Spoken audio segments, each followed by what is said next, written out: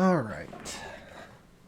We're not going to get into anything important yet, but just to make sure that everything's working properly.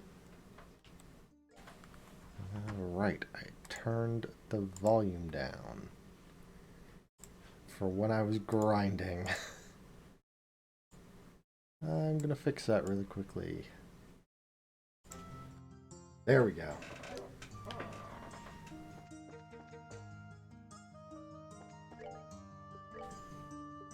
And to make sure...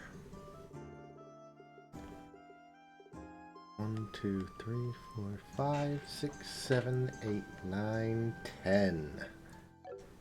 Sweet. We're going to be reading those shortly. In fact, that's probably going to be the first thing we actually do.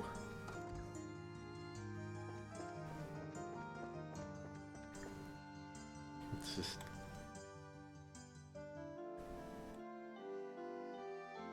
There we go.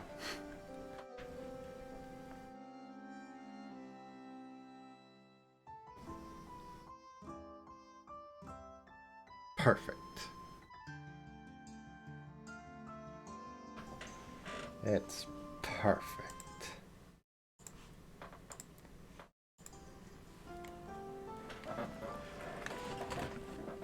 Whew.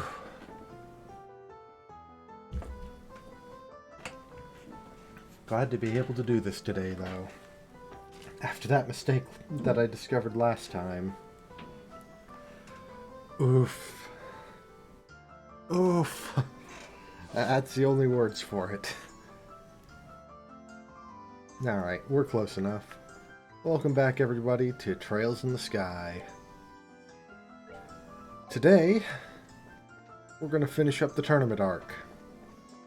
But first, we've got a little something we have to do. Involving a character I've pointed out a couple of times. There's this beautiful girl who walks by here all the time. Some days, counting how many times I see her is the only way I keep myself sane. If you can call that sane! Alright. If that girl walks by me 3 times today, I'm going to go up to her and say hi. Now I just need that book so I can pretend to be reading it and while I wait for her. Because girls like smart, bookish men, right? Right? Right? Anton gets some weird ideas in his head sometimes, man. So we're going to sit here and sit with Anton, because this is the woman that he's talking about.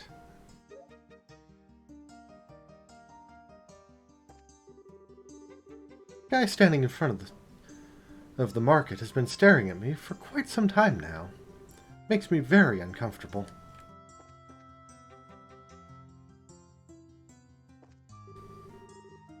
That girl just walked by here again 2 more times. If that girl walks by here 2 more times, it means she's the one. But what if she doesn't walk by again? Oh man, will she? Won't she? Will she? Won't she? We're going to go into hyper mode, turbo mode, and wait for her to come back around. I probably should have kept it on hyper speed, but I don't care. There's number 2. I saw that guy over there looking at me again. Maybe I'll find another route to take for running my errands. 1 more time. If I see that girl 1 more time, I'll say hello to her. She's like a goddess to me, celestial and untenable, but captivating in her beauty.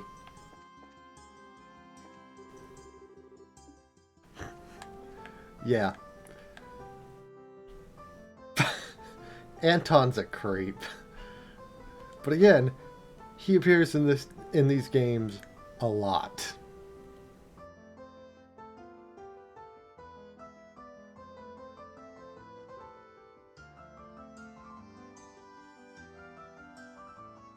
She should come by here soon. That guy over there is staring at me. I can feel his eyes on me all the time. It's just so creepy. I don't want to get anywhere near him. Oh, are you bracers? What a relief. I feel a lot safer with bracers around.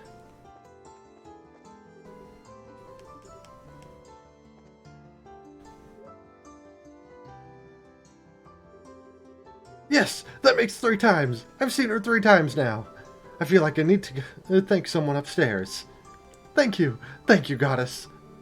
Thank you, too. Oh, you guys. Here, take this, as a token of my appreciation. Cornelia Finale. Alright, time to man up and say something to her. I'm going to actually chase after her, because... standing around all day ogling people. That's just rude, you know? Alright. I said that when we got them all, I would read them. So, Chapter 1. I stood there, upright in front of the revolving doors, scuffing the heels of my boots against the ground. Pulling slightly on the collar of my trench coat, I dropped my chin and gazed at the partial reflection in the curved glass. Aside from my short-cropped hair, I wore a modest-looking, double-breasted leather raincoat and a pair of special-order steel-reinforced boots, both of which, at first glance, appear to be the most common of common apparel. Yet they were, in fact, much more than the naked eye could detect. My ordinary, average appearance, it was of just as much importance today as it had been on any other day in times past. Not far off, the sound of footfalls echoed rhythmically, like the steady beat of a pendulum, swinging back and forth, as the throngs of those coming and going moved quickly along the cobblestone avenue, enveloped and tinged silver by the morning mist. At times, the calling voice of a street peddler disrupted that steady flow, but as soon as the hawking cry faded away, it would resume its course. Each morning that I found myself setting foot in the Imperial City, I also found my surroundings to be unchanged and stained by the same somber tone of gray. Snatching up a magazine from the underarm of a street vendor, I tossed a few mirror into with the left hand and poised expectantly behind his back. The Imperial Chronicle, the magazine I had read so often that even the ink bleeds were familiar. Roughly flipping open its cover, I scanned the headlines along the top of its monochrome pages. Then suddenly, my breath caught in my throat. At the very bottom of the local news page, I found those letters. Hold on. I found those letters. That sequence of characters which I had not heard nor seen since the time of that life-changing incident. My eyes instantly gravitated to the spot. For a time remained fixated. Einselnate. The very meaning of those letters became lost to my senses as I stood motionless, my gaze fixed on the same line of text until it all seemed to coalesce into a single blotch of ink. After a few seconds of blank comprehension, my vision settled, and I wrenched my eyes to the beginning of the article. As I began to read, my memories verged on a single point in my past, and then slowly started to run in reverse, heading for that fateful event 3 years prior, when this name was first introduced to me. It was on an afternoon all those years ago, on a day not unlike this one, where the capital was overshadowed by its typical gloomy aura. I was a little younger than now, a 22-year-old boy, who stood silently in front of a boutique door, as usual, double-checking his appearance before lightly treading over to Mick's Imperial Factory. That's a character we do meet in one of the future games, so that's important. It was on this day that it had been arranged for me to receive a new job from Mick, the shop owner himself. Although he was a drab middle-aged man, I, being the ornament enthusiast I was, had found myself as one of his few regular customers. I headed down a dank alleyway, and after passing through a partially eroded wooden gate, I could see the soft glow of a flickering orbital light just outside the entrance of the factory, whose structure was halfway below street level. I first began receiving jobs from Mick About the time the dissension began to occur in society over the Hundred Days' War. It was during that period that the relations between the Liberal Kingdom and the Empire were at their worst, and the importation of ordnance had become almost non-existent. Conspiring with underground elements and planning a smuggling operation, Mick made me out to be his accomplice in crime. For the job, which I received by his hand, was none other than to be a courier. Be the courier. Being nothing more than a commoner in my teens at the time I met him, and a juvie devoid of any connections in life besides, I naturally jumped at the opportunity without a moment's hesitation. Yet, even after relations with Liberal had returned to some degree of normalcy, I realized I was in no mood to give up my specialty, which focused mainly on delivery of stolen goods. The reason being, there was no job out there which could bring in the kind of mirror this one did.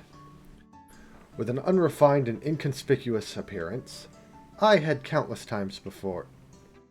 No. With an unrefined and inconspicuous appearance.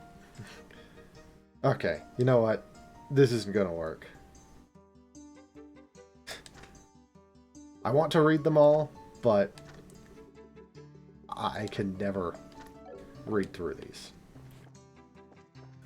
I'll just go ahead and spoil.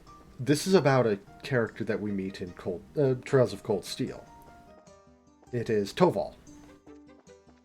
And Mick is a store owner we meet in Cold Steel. He owns a little specialties shop. I will go through at some point and read those. Just right now, I can't. Welcome everyone to the Grand Arena. Please note that the tournament... Oh wait, no, we're not going in there yet.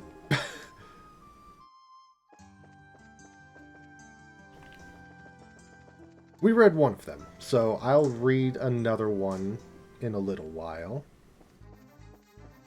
And just periodically through this stream we'll open up one of the Carnelia books.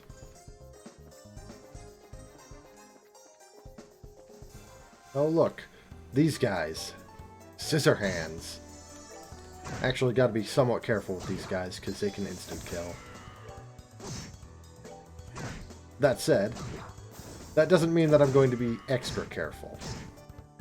Oh. Of course. Luckily, we don't need to fight them right now. I just wanted to fight one. Treasure doesn't respawn, you know?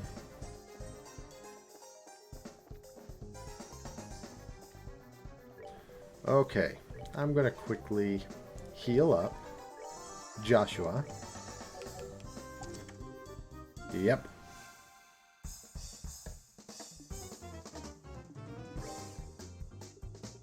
We'll do a monster sushi, and we're just going to wipe them out. Oh look, they're all dead.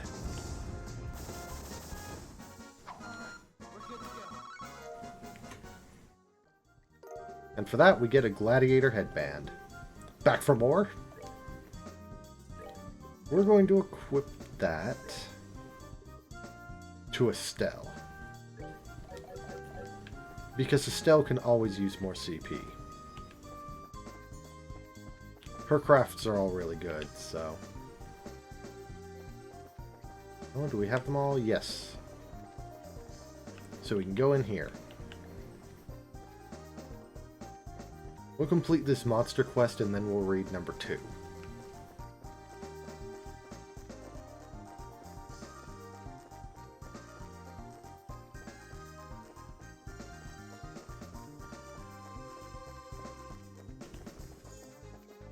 So, how's everyone doing today? It has been kind of a gloomy day here. Because it decided to snow in the middle of March. Yay, Idaho. I chose to be here. I don't regret it. Doesn't mean that I won't pretend like I regret it. But I really don't. Let's go ahead and see if I can kill them all. We got a decent amount there.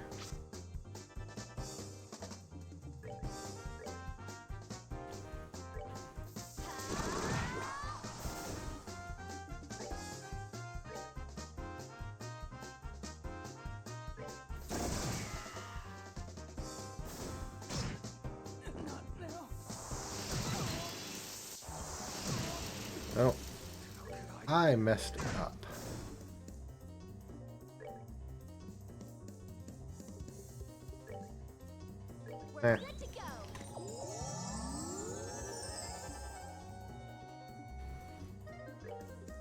That's fine.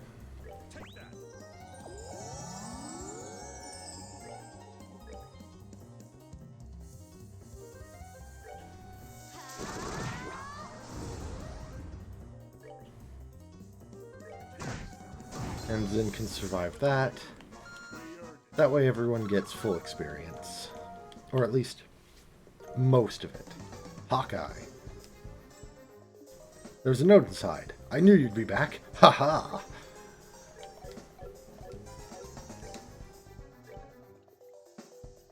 Oh, okay. We'll just eat a pot of meat. And the pot of meat is just good enough that it heals us completely.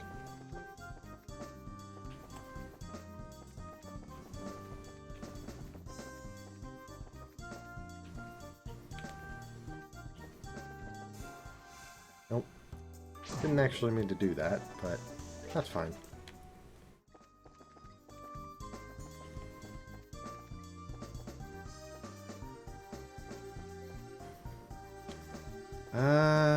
We're close. Right here. We're gonna leave it alone for just a little bit. Mostly, we're gonna go down here, and we're gonna use a bunch of rainbow jelly beans.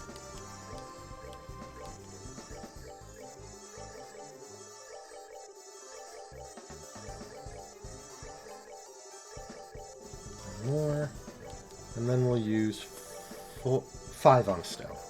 I'm pretty sure she had like 80. Perfect.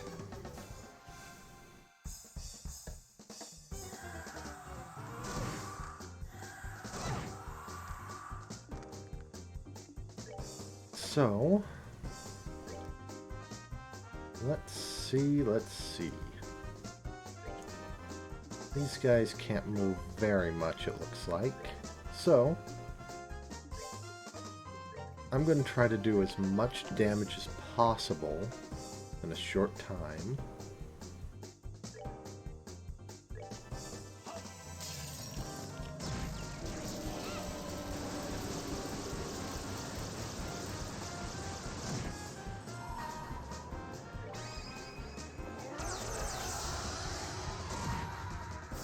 Oh, there we go.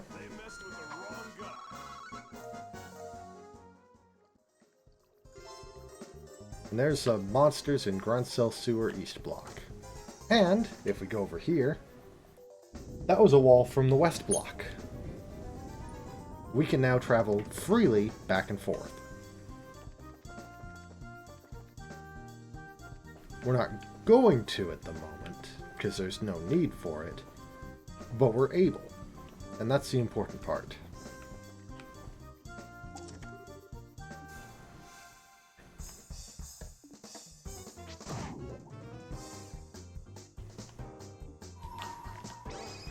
And now we'll just take out all these guys at once because we got a crit with 200 CP. Woohoo! Cestus. I want to say that is a Zen weapon. Yes. Okay. You look familiar.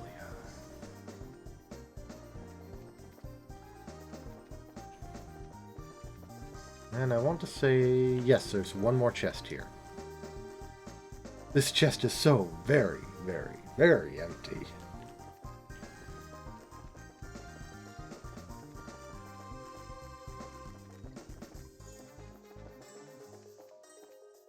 And with that, I believe we are done with the sewers east block.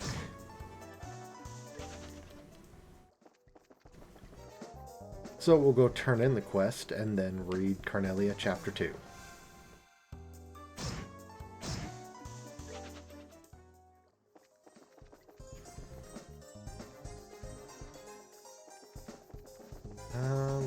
Yes, this way.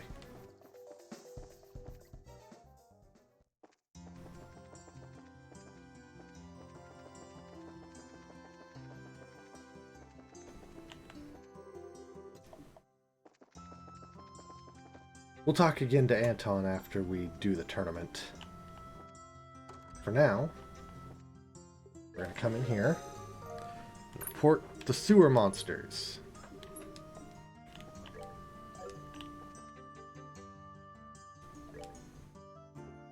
Time for Chapter 2. The train station. Hello there, Toby. Oh, wait. Did we actually finish? I never finished it, did I? I got to like the last 2 pages. Unrefined. I had countless times before hidden items of various sorts in my hat and trousers and made my way hither and thither between the borders of the neighboring nations. And though, to my delight, my wallet had been become increasingly laden with a bounty of monetary rewards, I'd routinely changed my alias as a precautionary measure. Yeah.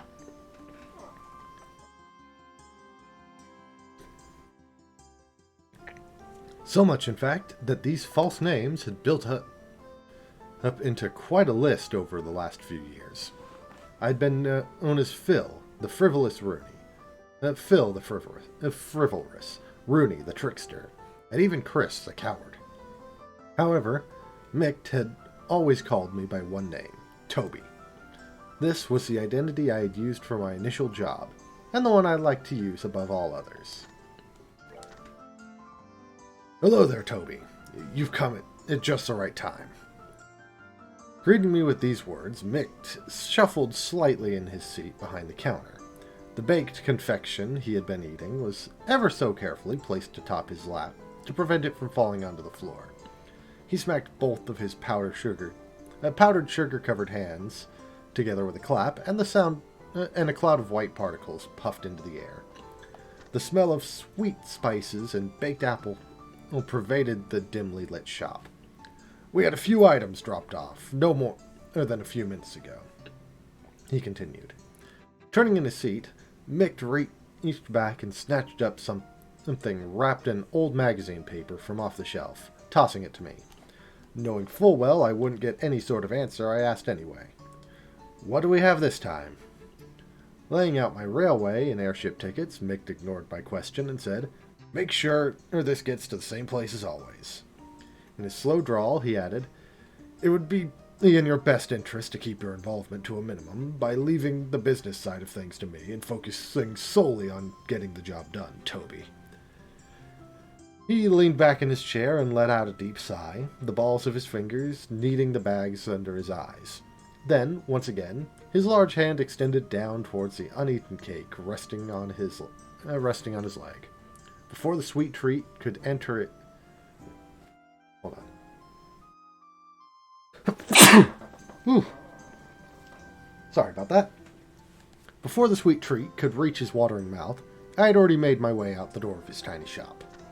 As I walked, the waste paper bundled package bounced around inside the folds of my bag. By the feeling of its shape and weight, as it beat steadily against my side, I concluded that the object in my possession was probably just more swag. It didn't make me nervous not to know what it was I was carrying, for I had done this type of job many times before. And no matter what kind of trouble I found myself wrapped up in, I had always somehow managed to come out unscathed.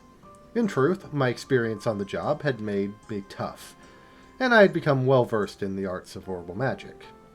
So it was that when I laid eyes on a rough-looking trio at the station. I felt no more knots of uneasiness in the pit of my stomach than was necessary for someone of my abilities. The platform for the train bound for the Burl was a bustle with passengers awaiting its eventual arrival. Seeing that the benches were so crammed full of people that they could have very well been a tin of packed sardines, I resigned myself to standing near the entrance, as I patiently waited for the train to come in. Twisting my body in order to move the bag to my other shoulder, I noticed the figures of two men. Heads bent together, and conversing in an inaudible tone, they stood just beyond the ticket gate, right about where the horse head of the Imperial emblem lay embedded in the ground in the grand mosaic of tiles. After a short interim, another man approached and joined them in the conversation. From my own perspective, this was one ragtag group I most certainly couldn't have given a passing grade to based on looks. All three were extremely well built and sported the same haircut. To put it mildly, they stuck out in the crowd like a bunch of sore thumbs. Making sure to avoid eye contact with them as they glanced in my direction, I slung my bag back onto my shoulder and ever so calmly reached my hand into my pocket and ran the tips of my fingers across the surface of my orbment. A woman's voice reverberated within the walls of the station, notifying the passengers that the train had arrived. A low rumble of an orbital engine could be felt in the distance, and a few moments later, a large vehicle was seen rolling up on the shoulder. I muttered to myself, all is well, but the sound of my voice was drowned out by the din of the massive machine. Brakes screeched, and a flash of black light reflected off the surface of the giant iron beast as it came sliding in across the rails. The immense vibration in the air emanating from the moving locomotive at its epicenter let me know that the orbital engine had been put into full reverse in order to decelerate and bring the train to a grinding halt. When being shoved to and fro by waves of impatient travelers flooding out of the waiting area, I was swept towards one door of a passenger car. As we passed by the conductor, I caught another glimpse of the ticket gate. The men who were once there were now gone, and the only thing that remained was the profile of a horse made of glossy tiles, glaring back at me in a deep shade of crimson. A shade of deep crimson. Alright.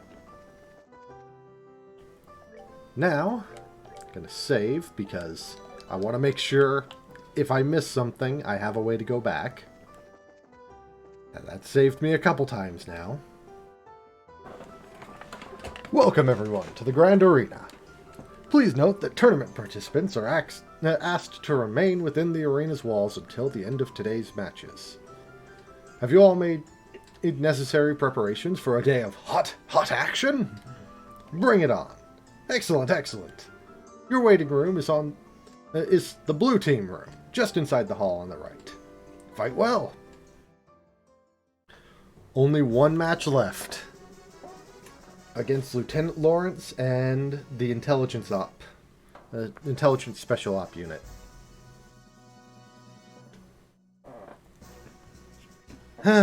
Looks like it's just us in here. This waiting room feels awfully big right now. Well, it actually is pretty big.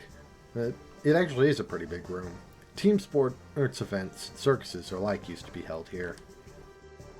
But that was back in the time when gladiators fighting monsters was a man's only source of entertainment. Interesting.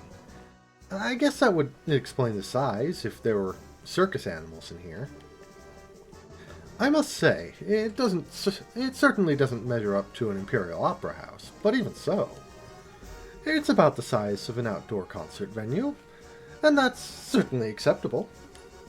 Excuse us for being less gaudy than the Imperialists. Than you Imperialists. I think we may have gotten here a little too early, though. We've still got a sizable chunk of time before the match starts. Really? Waiting around for your match to start really does get kind of boring. So why don't we walk around the grounds for a little while then? Works for me. We're gonna go out for a walk, guys. Sure, just make sure you're here in time for the match. Hmm. Well, well. What new turn of events is this? I thought for sure that you'd go with them. I just get the feeling that something's changed between the two of them. Some type of step forward. Hello, Mr. Observant. They've definitely been feeling some pressure from the matches. But today, they seem a lot more relaxed. Oh, to be that young again, eh? But are they ready for the feelings that well up from within them? Even if they are not, the feelings are surely ready for them. Haha, such delightful awkwardness. I look forward to what comes of it. I really just don't get you. Ugh. Something wrong? Are you feeling alright? I'm okay. I just got the chills all of a sudden. Like someone's talking about us or plotting something. I think I can guess who that is. Yep, so can I.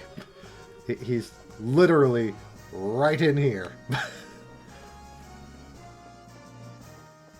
So we're going to go out to the front. The time has finally come. Break a leg, guys.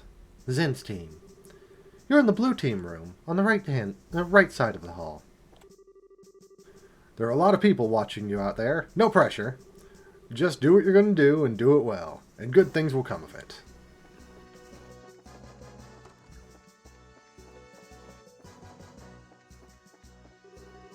Isn't this the wrong room? I'm pretty sure that our room is on the right-hand side. Oh yeah. I just wanted to see if it would let me in there. Oh, I just realized I never healed up. Terrabomb, Terrabomb, Terrabomb, Terrabomb. There we go. That boy on the bracer team looks about as old as my son. I think I'll cheer for them today. Let's see.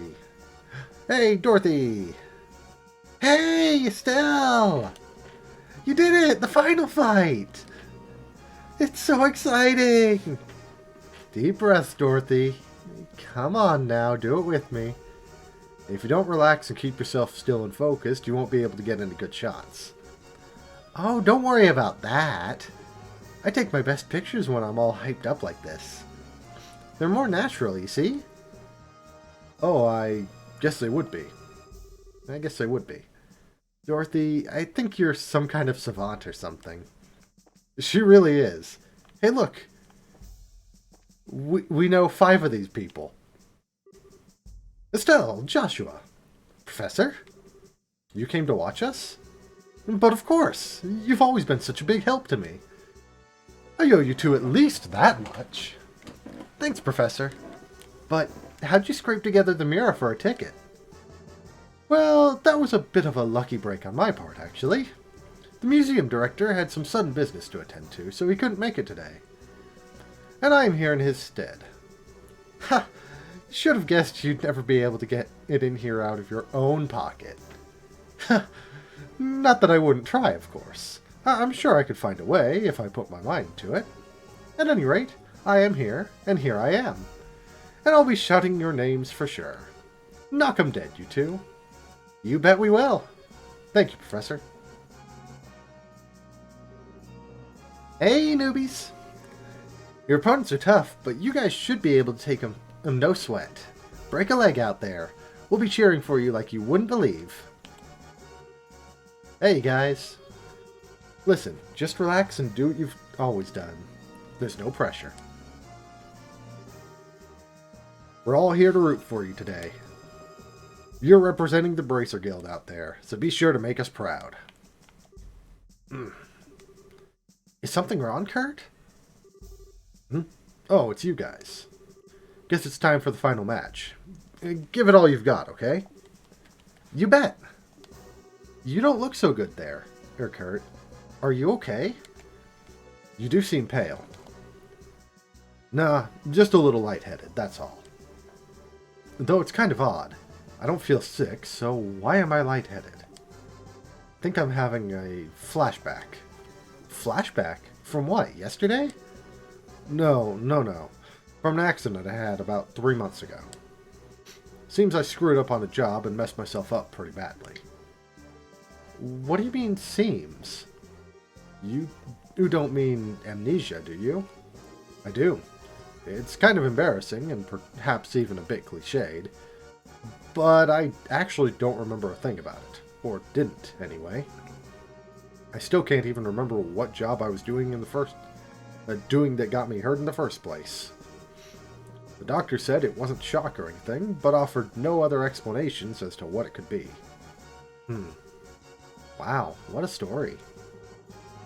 But you were still okay to participate in the match, even in that condition? I told you, physically, there isn't a thing wrong with me. In fact, I'm feeling a lot better just talking it over with you. And in time, these flashbacks will start to take shape, and I'll remember what happened, so don't worry about me, okay? Okay, I guess, if you say so. You are starting to look a little better than you did a minute ago.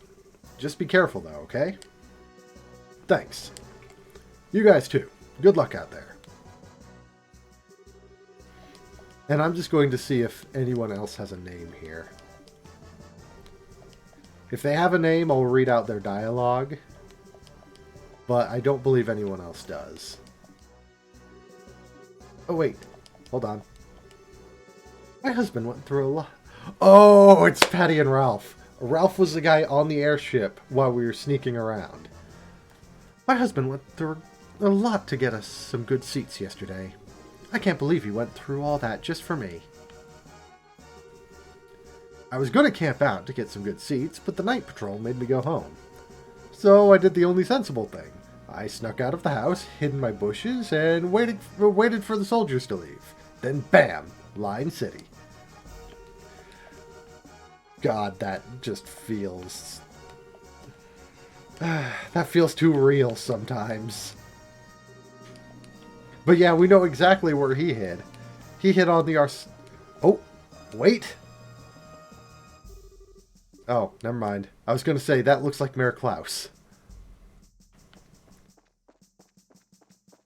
Anyway, with that...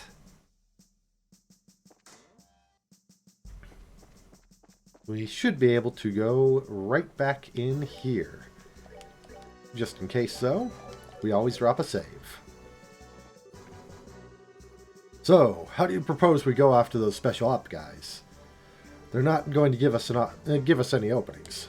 The only chance we have, I believe, is to target their commanding officer. If we take him down, openings are sure to follow. Back already? There's still time before the match begins, you know. Go! Make the most of the next few hours. Explore, discover, experience together. I need to go wash up now. Okay, what am I missing? Oh. Oh! Estelle? Joshua? Is that you? I was right! Mayor Klaus is here. Mayor Klaus! What brings you here?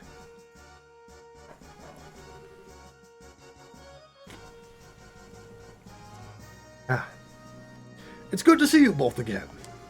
Scheherazade told me that you'd gone traveling all over the kingdom. You've certainly grown up nicely in the time since we last met. Haha, thank you very much. Well, I can't speak for myself, really. But you certainly seem as chipper as ever, Mr. Mayor. It's kind of refreshing to see. Haha, well, I won't let you young folks beat me just yet. So I hear you two made all the way to the championships in this big martial arts competition. I may be a little old for such things, but I came to watch. You came all the way from Roulette and for that? No. Actually, I got an invitation out of the blue to a dinner party at Grantzel Castle. I only arrived in Grantzel this morning. Came by way of an airliner. No way! I think I get it. The invitation came from Duke Dunnan, right? Oh, you know of it? I was originally planning to attend a birth ceremony for this married couple and then journey here. But this lady officer approached me out of nowhere and told me that I was invited to this dinner party. One guess as to who that was. Yeah, it had to be Captain Amalthea. Sadly, my wife's just not much of the traveling sort. So I didn't have much choice but to come here by myself. She's not here? Pardon me, Mayor. There is a chance that we may also be attending that dinner party. Oh? Stella and Joshua explained that the Duke had stated that the winner of the competition would receive a formal invitation to the party. Ah, I see. Well, that explains it. Hardly seems appropriate to call for a dinner party when Her Majesty is taken ill. But if you two will be there, I might not feel quite so awkward. So that just means that you'll have to try that much harder to win. You bet. We'll try our best to meet your expectations. I think I'm going to find myself a seat then. Best of luck to the both of you. If I remember correctly, he's not the only one that shows up. I can't believe he's going to be at the dinner party, too. Do you think Mayor Maybell may be there as well? It seems likely. There will probably be a lot of influential people in attendance. Ah well. We just need to focus on winning our match, and then we'll see everyone there. Sounds good. Speaking of which, it's almost time. Let's return to the waiting room. Okay.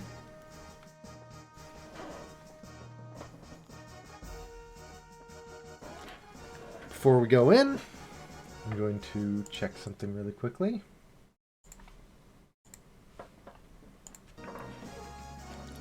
Drop a save, because, again, never hurts. And we'll read Chapter 3. As I said, periodically we'll read these. Representative of the Septian Church. The train barreled on, almost flying through the thick veil of fog. Droplets of water splattered against the window glass, extending out like transparent veins, and continued to wriggle back and forth under the pressure of the swiftly passing wind. Placing the temple of my head against the glass, I stared blankly down at the tickets in my hand, and rubbed the two of them together between my fingers.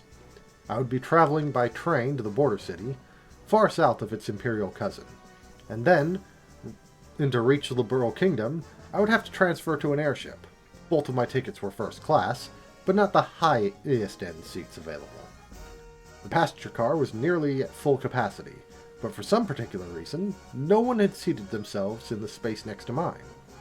As I mused about the empty seat, it occurred to me that Mick may have purchased the spot ahead of time, leaving it vacant on purpose. There was no doubt in my mind that he was being paid handsomely to make sure this job was done well. Will you be traveling to the Liberal Kingdom, sir? Right around the time my trip on the rails had passed its halfway mark, I was met with this sudden question, and it set it up with a start. My eyes searched for the one who asked it. There, standing in the aisle, was a single woman with a radiant complexion, beaming down at me. She wore a coat with overlapping buckles secured slightly above her breast, and appeared to be in her mid-30s. Gingerly bending her knees and pointing her fingers at the empty seat beside me, she asked, "Do you mind?" With a tilt of her head, she indicated the rear passenger car, where a swirling smoke saturated the air, and softly muttered, "The smell from the tobacco smoke is just dreadful." Wordlessly, I nodded and dragged my bag from its place on the floor, moving it over by the window on the opposite side of my feet, to the opposite side of my feet. The woman expressed her thanks, and delicately sat herself down in the seat next to mine. For being a perfect stranger, she talked on endlessly, and I appropriately reciprocated the conversation by saying that I was on my way to the Liberal Kingdom on business as an armament specialist. Her story was that she was on a mission of mercy for the church, and had an errand to fulfill in the border city. "Just so you know, people sometimes refer to me as Sister," she went on. "Of course, it's just a nickname." She recrossed her black leather boot-clad legs and let out sort of a suppressed titter from the back of her throat as she made mention of this. Sister Carnelia was her name. We continued on in this fashion, subjecting ourselves to a variety of idle banter. And as the time drew on, the sun overhead began to dip in its arc, crossing the celestial meridian and descending into the west. Each time the moving train cleared a grove of trees, the entire vehicle, passenger cars and all, was bathed in a warm apricot hue, flooding into the cabins, creating a majestic spectacle.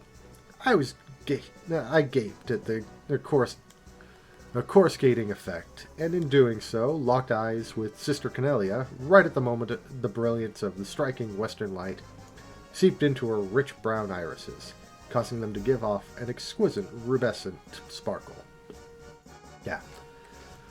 The glimpse made me wonder if the origin of her nickname was somehow related to the color of her eyes being likened unto the luster of polished carnelian stone. The train gradually began to decelerate, and Sister Cornelia returned to her original seat in order to collect her bags. As a matter of habit, I checked my bag and ornament, and found both the junk paper-covered package and the magical device fashioned into my trousers, inner pocket, by a series of chain stitches, exactly where and how I left them. A woman's voice came over the intercom system, announcing that the train would be arriving on schedule, and that rainy weather was to be expected at our destination.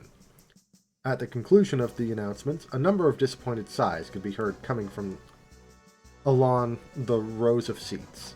Raindrops pattered against the window outside as the looming silhouette of the overcast city came into view. The station's signal lamp emanated amid an angular light, which was scattered with the refractive effect by the falling droplets of water. Then came a spine-chilling metallic sound, followed by a jolt, the jolt of the orbital engine reversing thrust as the locomotive at the front of the train lurched to a halt. Over the loudspeaker came another announcement asking passengers to ensure that they did not leave their baggage behind. And with that, several people stood up and crowded into the aisle. Watching a station worker in uniform as he waved a small flag amidst the falling rain, I picked up my bag and rose to my feet. I crossed paths with Sister Cornelia as I attempted to step into the aisle, but when she tried to step aside and allow me room to pass, she suddenly tripped and fell forward. Grabbing onto my shoulder for support, she picked herself up and, with an embarrassed smile, let me by. I gave her a short bow in line with general etiquette practices, then headed for the exit ahead of her. Following my lead, Sister Cornelia shuffled along and closely behind me. So close, in fact, that it felt as if she would step on my heels. Something about it just didn't feel right.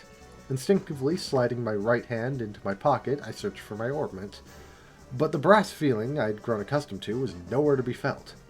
In an instant, I felt my arm being twisted behind my back by someone or something with incredible strength. The sleek sound of a blade being unsheathed, and then a warning prick of the tip at my back indicated the seriousness of the situation. "I have what you're looking for, Toby," whispered Sister Cornelia, in an almost inaudible tone, her lips barely moving just behind my right ear. "Let's not try anything either. Shall we? I'd hate to see your afternoon spoiled, any more than it's going to be." And to show that she meant business, Sister Cornelia slightly altered the angle of her grip on my wrist, causing an explosion of agony that sent sparks flashing behind my eyes. Time to go fight.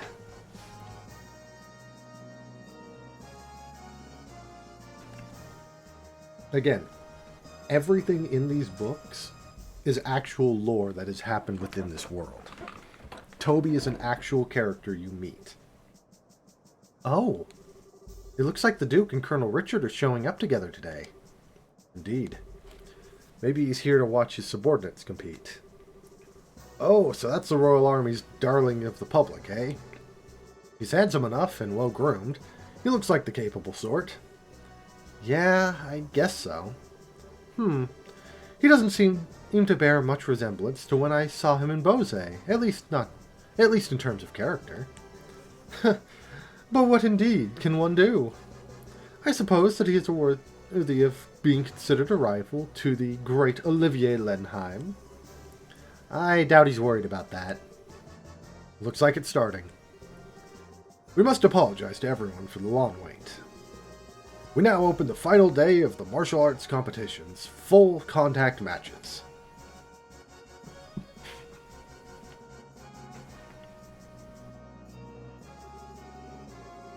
This arena has been abuzz with preparations and fighting for the better part of a week now.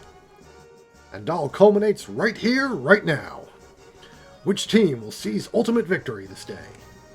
Without further ado, I present the fight card for the championship match. Southside, blue team, from the Calvard Republic. Captain is Zin. Northside, red team, from the Royal Army Intelligence Division, Special Forces. Captain is Second Lieutenant Lawrence. Alright, we're up. Finally. I trust everyone is ready to put everything into this. For tears or for laughter, this is it. Game faces, guys. Before that, we're going to spam rainbow jelly beans. Cram these jelly beans down your throat, Zen. Cram them till you can't cram anymore. And let's see. He's at full, so let's grab Joshua. Joshua, you next. Cram these down your throat. One more. There we go. And I don't really care about Olivier in this. More because his S-Craft doesn't really make too big of a difference. Whereas the other three absolutely do.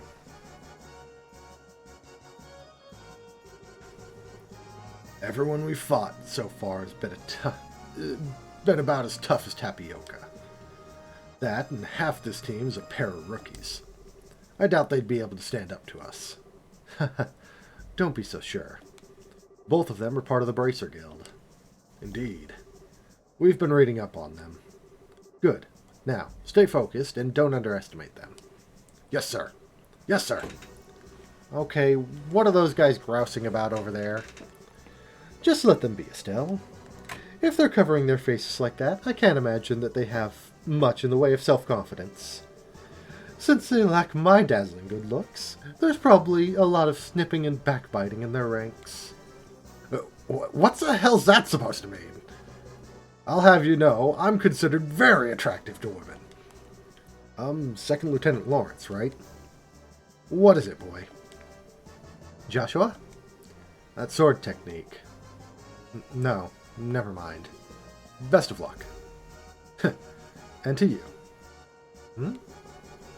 Hey, don't let their talk get you all depressed. We're about to start.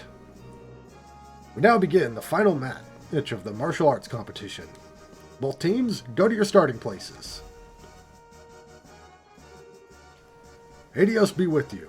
Ready? Begin!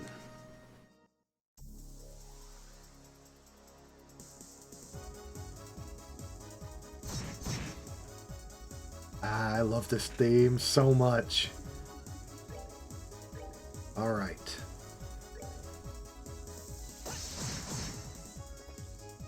So this is not an easy fight. We're going to be on the back leg for most of it.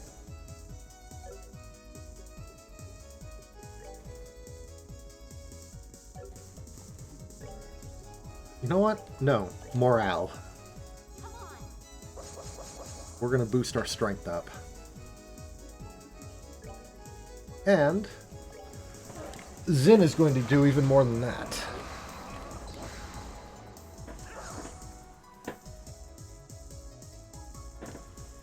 Hopefully we don't have too tough a time, but this is not going to be an easy fight even after all our grinding. And it's mostly because of Lieutenant Lawrence.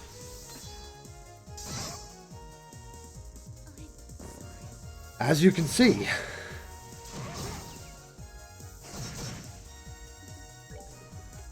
Lieutenant Lawrence is the entire problem here.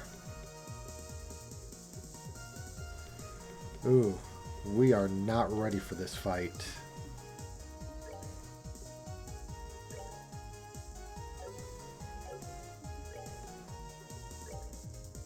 Well, we're gonna have to make do.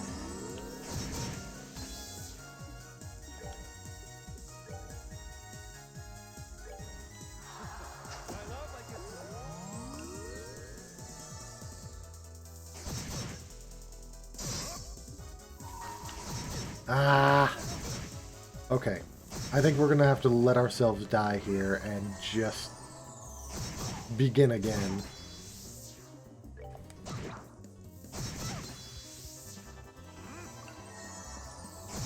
Because there's not a way for us to win.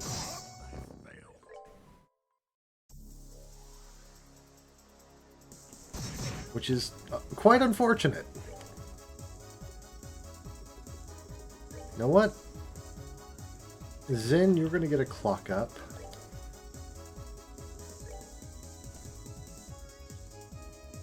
And Estelle as well.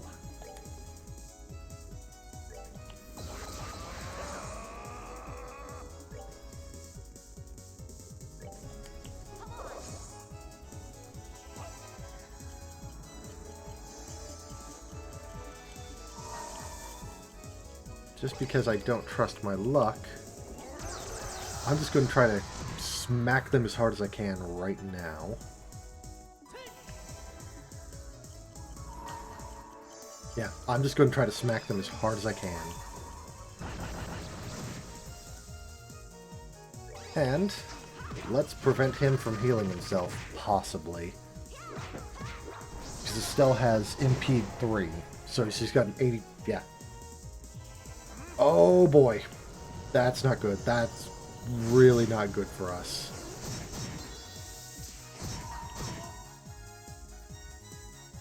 Okay. Who are we going to attack? Attacking Lawrence right now is not worth it because it won't do anything. Yep, that's what I was worried about.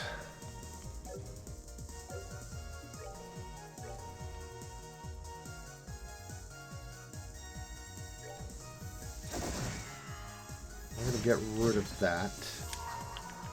And let's try to finish off anyone we can. Oh, funny that. We actually finished one off.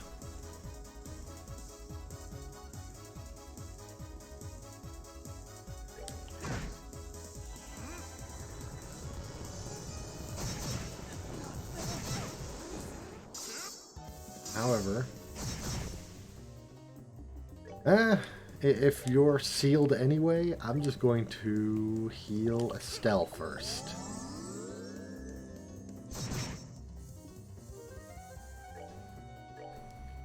And I might as well just do quick draw. And get some quick and easy damage. Oof.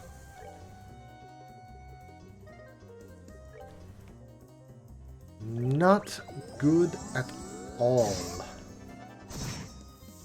The problem is Lawrence has just completely shut us down.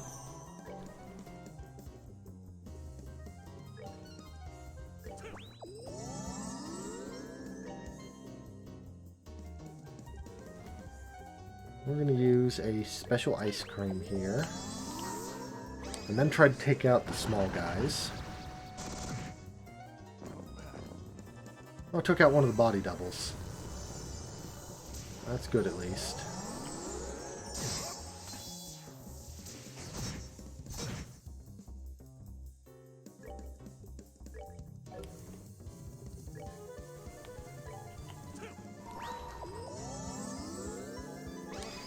We're literally just out to kill as many of the small guys as possible, because we can't kill Lawrence at the moment.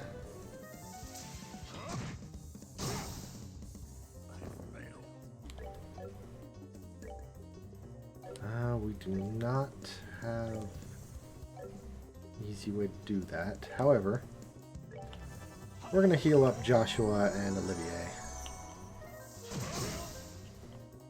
Hey, that worked out. Heals in because we need any little bit we can get. Heal Olivier.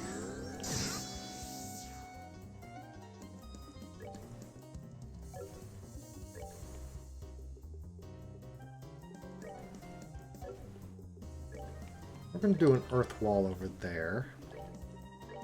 And an earth wall over here. Prevent one attack on every single person.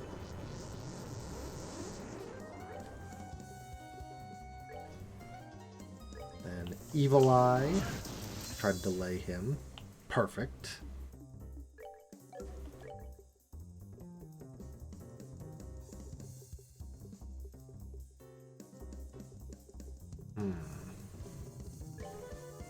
Yeah, I think we just heal up.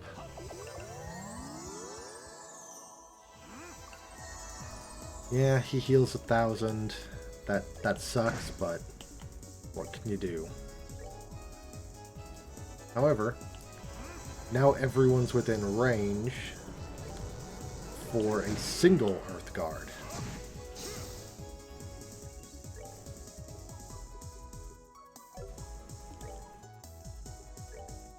And we'll keep trying to delay him.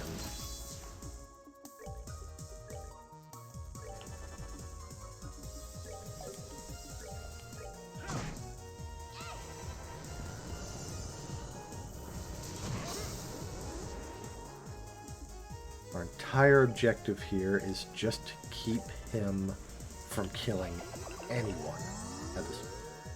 I used Latir, didn't I? Oh well, doesn't matter.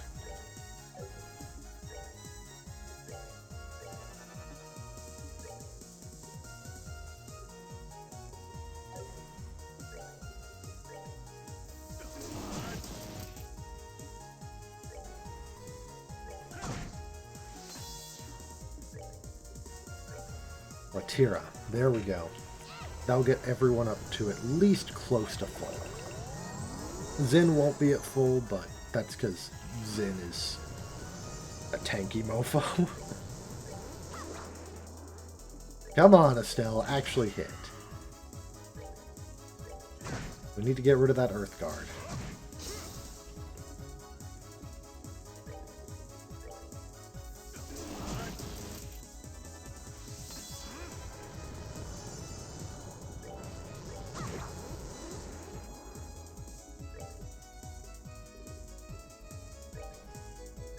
Then we're just going to slowly chip away at him.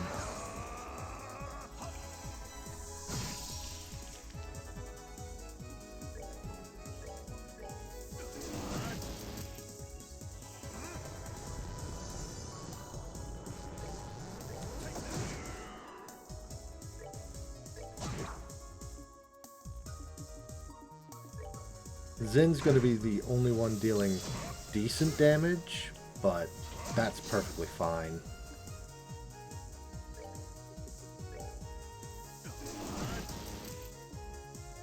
Hey, there we go. Do another Diamond Dust. Earth Wall.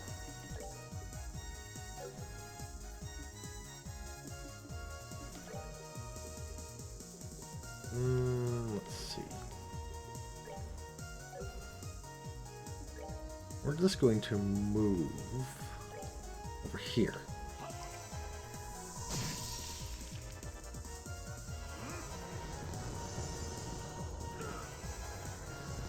Okay, that sucks. He's going to get a... Oh, he didn't do a Shadow Clone. Good. He didn't do a Naruto.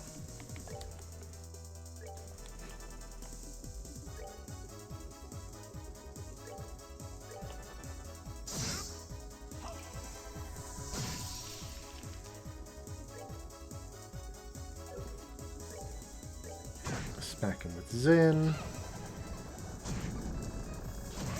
Okay, he is definitely taking more from magic, so I'm going to be transitioning into doing that solely.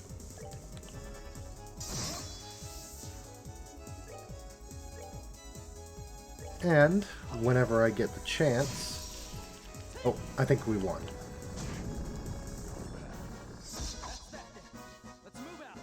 Alright. Whew. If only that was the actual tough fight against Lieutenant Lawrence. KO! Winner is Zin's team! It can't be. We're the best of the best that the Special Ops have to offer. How could we lose? Ah, we're beaten? Yahoo! We won. We really won. Ugh, I'm exhausted.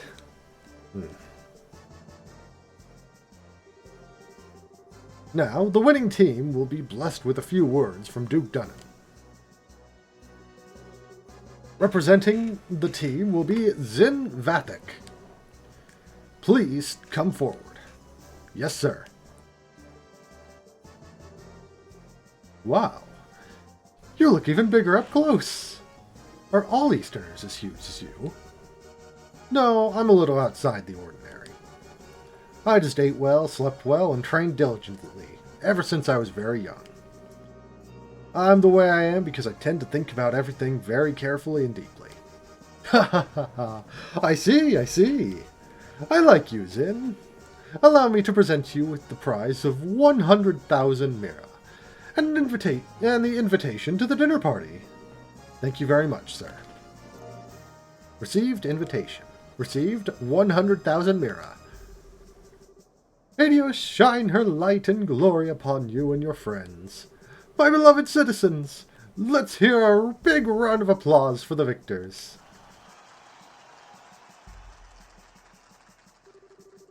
Haha, an interesting conclusion, I'd say. Lieutenant Lawrence, since you truly have no shame. His Excellency must surely be ashamed to see his men beaten by such rabble. Was all that posturing just for show? I am indeed shamed. Haha. Come now, Amathia, you needn't criticize him so. Truth be told, I myself asked for Lawrence to hold back. Well, it would behoove any member of the Intelligence Division not to put all of his strength on display. And in this instance, it worked to our benefit that the others win the championship. I see. His Grace, too, seems taken with the Easterner. He'll serve as an ample distraction. Still, it is a pity. If Lieutenant Swartz or General Morgan had participated, the show would have been far more dynamic. Surely you jest, sir. If you truly wanted the tournament to be more dynamic, perhaps you should have participated yourself. The likes of Julia are no match for your strength, after all. I don't think quite that highly of my skill with the sword. I doubt I would be able to defeat the second lieutenant here, if he fought as hard as he could either. Hardly, sir. I believe you somewhat overestimate my strength. I'm nothing but an unrefined former Jaeger in a soldier's uniform. I beg to differ. I have confidence in my ability to judge the strength of others. And about the only person I could see being able to fight you on equal terms would be him. Speaking of whom, his children will shortly be entering Grancel Castle. Shouldn't we be taking some sort of steps to deal with them? Leave them be. We'll honor the arrangement with the Duke. And besides, it's far too late for the Bracer Guild to cause us any trouble. Any real trouble. But, sir... Lawrence, how far along would you gauge the plan's progress? Just over 90%, sir. I'm certain that I'll be able to guide you to our destination within the next few days. Excellent. A new dawn fast approaches for this kingdom. And even if I must endure the stigma of treason, I shall pave the way for the glorious morrow.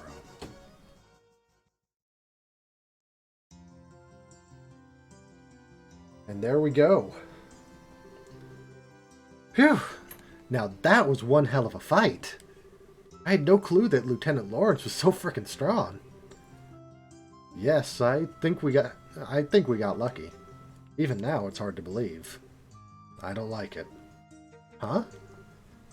It's nothing. More importantly, that fancy shindig is supposed to be happening tonight.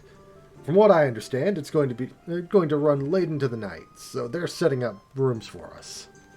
Ah, most generous of them. Rubbing shoulders with all those stuffed shirts is sure to chafe in the worst way, in uncomfortable places. But dining? Liberal royal dining? The very prospect of such decadence. Look at me, my mouth can barely contain itself. Where's my handkerchief? It's getting on your... gross! It's good to see that you haven't lost your sense of perspective, Olivier. Indeed. Let's be off then. Off to gorge our souls upon the 7 courses of courtly affection. Oh, that's the plan, is it? Well, well, fancy meeting you here. You son of a bitch. You wander all over the place every damn day and leave me wondering what the hell you're up to. Have you gone completely mad? What possessed you to participate in a martial arts competition? Oh, come now, my dear Mueller.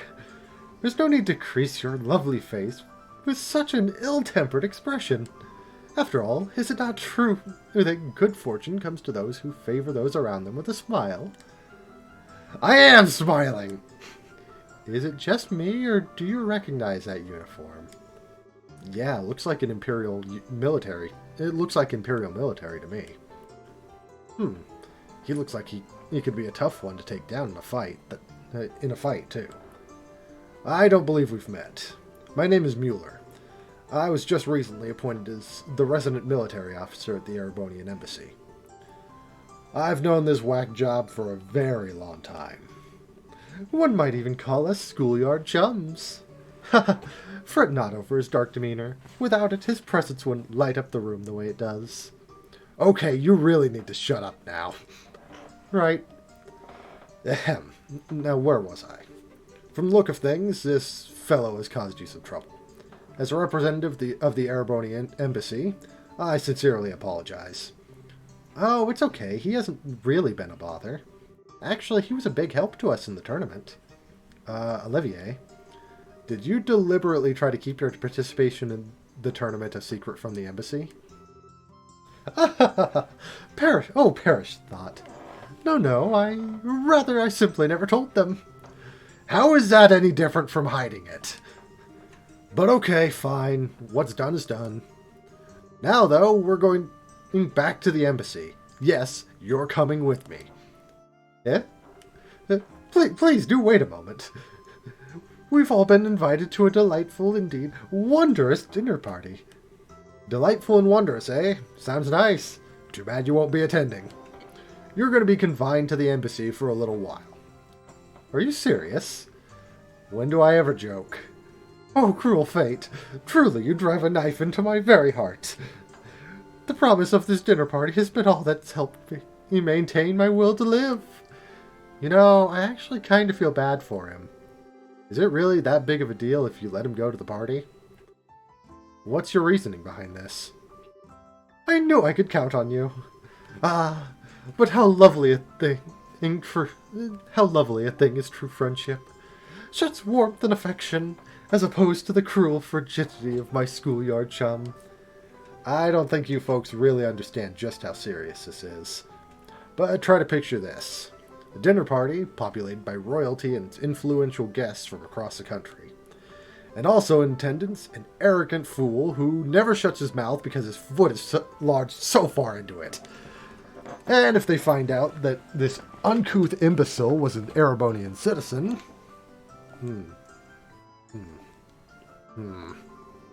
My beautiful and gracious comrades, why have you suddenly fallen silent?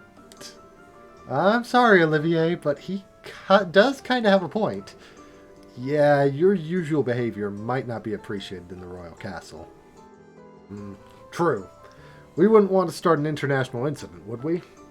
What? You would turn on me so easily? The war only ended 10 years ago. Relations between our countries can still be strained at times. You'll just have to grin and bear it, Olivier. Please, Mueller, hear me out. I'm sorry that I didn't say anything to you before, you know, when you... This isn't a debate. My dinner party! My royal cuisine! Is this really okay? I can't say I really like it, but the facts are the facts. Well, there's nothing much we can do about it now. We'll just have to enjoy ourselves twice as much in order to make up for him not being able to join us. Oh well, I guess you're right. Let's get our stuff together and go to Granso Castle then. I simply love that part. Mueller just dragging him away. Poor Olivier. He was so looking forward to it. Mueller is the most recent Imperial officer in residence at the Erebonian Embassy. He's young, but he's a senior officer with quite a bit of rank and decorum. Olivier is, hopefully, behaving himself at the embassy right now, if he knows what's good for him. They don't let us in to see him, though. Yeah, I know some of my viewers do know who Olivier actually is, but that should really hint it a lot. I just tried talking to that pretty girl who kept walking by here, and know what she said? She told me that a leering scumbag like me would never stand a chance with her. I was like, wow, you could have just said no. I just want to go curl up somewhere and die. Watching Anton over there never gets old. What to do now? Hey, aren't you the guys who won the championship? Congratulations! That was an incredible match. I'm so glad you won instead of that special ops team. Ah, it's so beautiful. Anton and his stupidity. And we're going to go over here and talk to... wait, Joshua? Wasn't Chloe coming to the capital right about now? Now that... oh wait, because I skipped through, I never actually had this dialogue. So we actually already went through this. I've already heard. Congratulations on your victory. Thanks, Elman. Kurt tells me it was quite a sight to behold. It sure was, I guess. I don't think we'd be able to take them in another fight, though. Not easily, at any rate. Some say victory is equal parts effort and luck, but it seems that the two of you have discovered some secret third influence. With each passing day, one's skills are further honed. As time passes, you'll grow into that victory, and realize you truly did earn it. You think so? Yay! I really like your pep talks. Well done in the arena, and good luck tonight at the victory banquet as well. Thanks, we'll need it.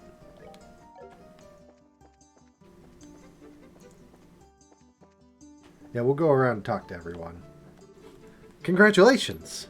A big match like that is going to be burned into my brain for a long time to come. I hope I can work alongside you guys one day. Hey, congratulations. That was an impressive match. Seeing you young brazers in action is a pretty big motivator for the rest of us. I can't just let myself get left behind, you know? Oh, Kurt's not... Grant and Annalise aren't up here. Wonder where those two are. Perhaps the diner. Nope. I don't know that person. Oh, there's Grant. Looks like the band's back together again. Let's see that dance. It's won you the tournament. Of course, I'd prefer to win it myself, but I'm not bitter. I was beaten fair and square. And let's see if we can find Annalise. I'm just scrolling through because I know that this guide tells me where everyone is.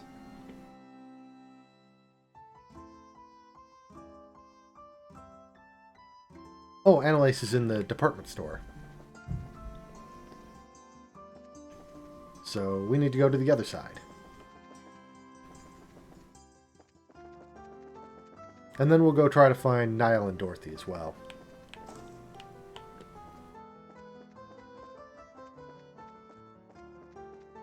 There she is. Which one to choose? When they're this cute, I just can't make up my mind.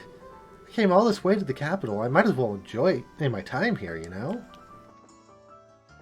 Yeah, she's shopping for teddy bears. Annalise is obsessed with cute things. Which is why in the next game, when she meets Tita, she kind of goes completely bonkers.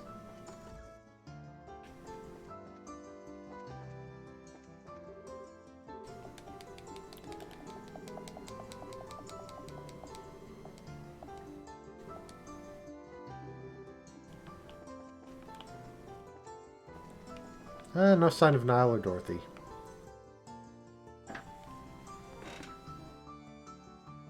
Let's see. I'm just looking at the guide here, seeing if... Nope, it doesn't. We will go over here and talk to Sister Ellen, though. If she's around. Of course, we all know who she actually is. We're going to go talk to Julia, if she's here.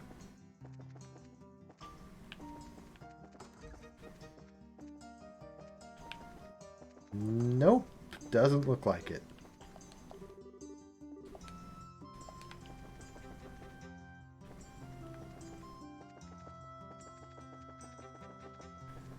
Alrighty.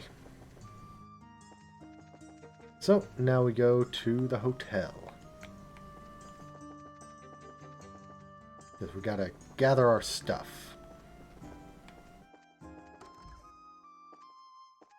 Oh, wait, I think that just happens automatically. We just go to the castle.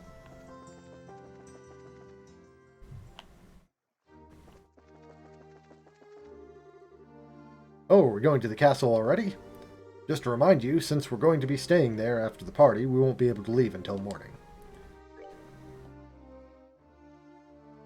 Let's check.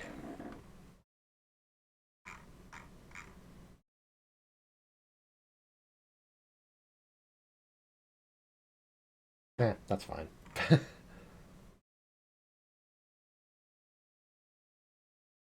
Oh, there is one more person we can go and talk to. Let's go to the History Museum.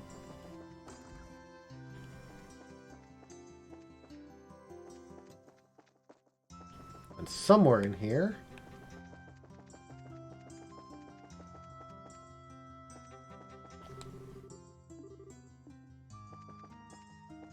There he is. Ah, still, Joshua. That was an incredible match. Congratulations on your victory. Ah, shucks. 'Tweren't nothing. Hey, Anthony, how's it going? How have you been, Professor Alba? Found the meaning of life yet? Not quite, though that old text the museum asked me to decipher is coming along rather nicely. I also stumbled upon quite a few books I've been meaning to reference in my research, so overall it's been a successful day. Still, fun stuff. Naps are always nice. But isn't that always the way? Wow, I'm impressed, I must admit. I guess that's the kind of dedication it takes to be a professor. I sure couldn't do it, that's for sure. You can never stay in your seat for more than a minute at a time. Never mind actually doing research. Yeah, like I keep saying, sitting still always makes me sleepy. I have to move around just to stay awake. I'm like those fish, you know? The ones that die if they don't keep swimming. I gotta keep on swimming forever and always, right through this aquarium called life, you know? Sure. Stop looking at me like that. That was poetic, man. Anyway, I'm glad to hear your research is going well. I owe it all to you. I may even be able to publish some results soon. Speaking of reading... Book 4. Human Fodder. Sister Cornelia spoke to me in a tender tone as she sent a wave of immense pain rushing through the whole of my right hand. I won't have any trouble with you. Now will I, Toby? She asked. Far from eyes brimming with tears, I nodded my head in consent as the salty streams of water ran down my face.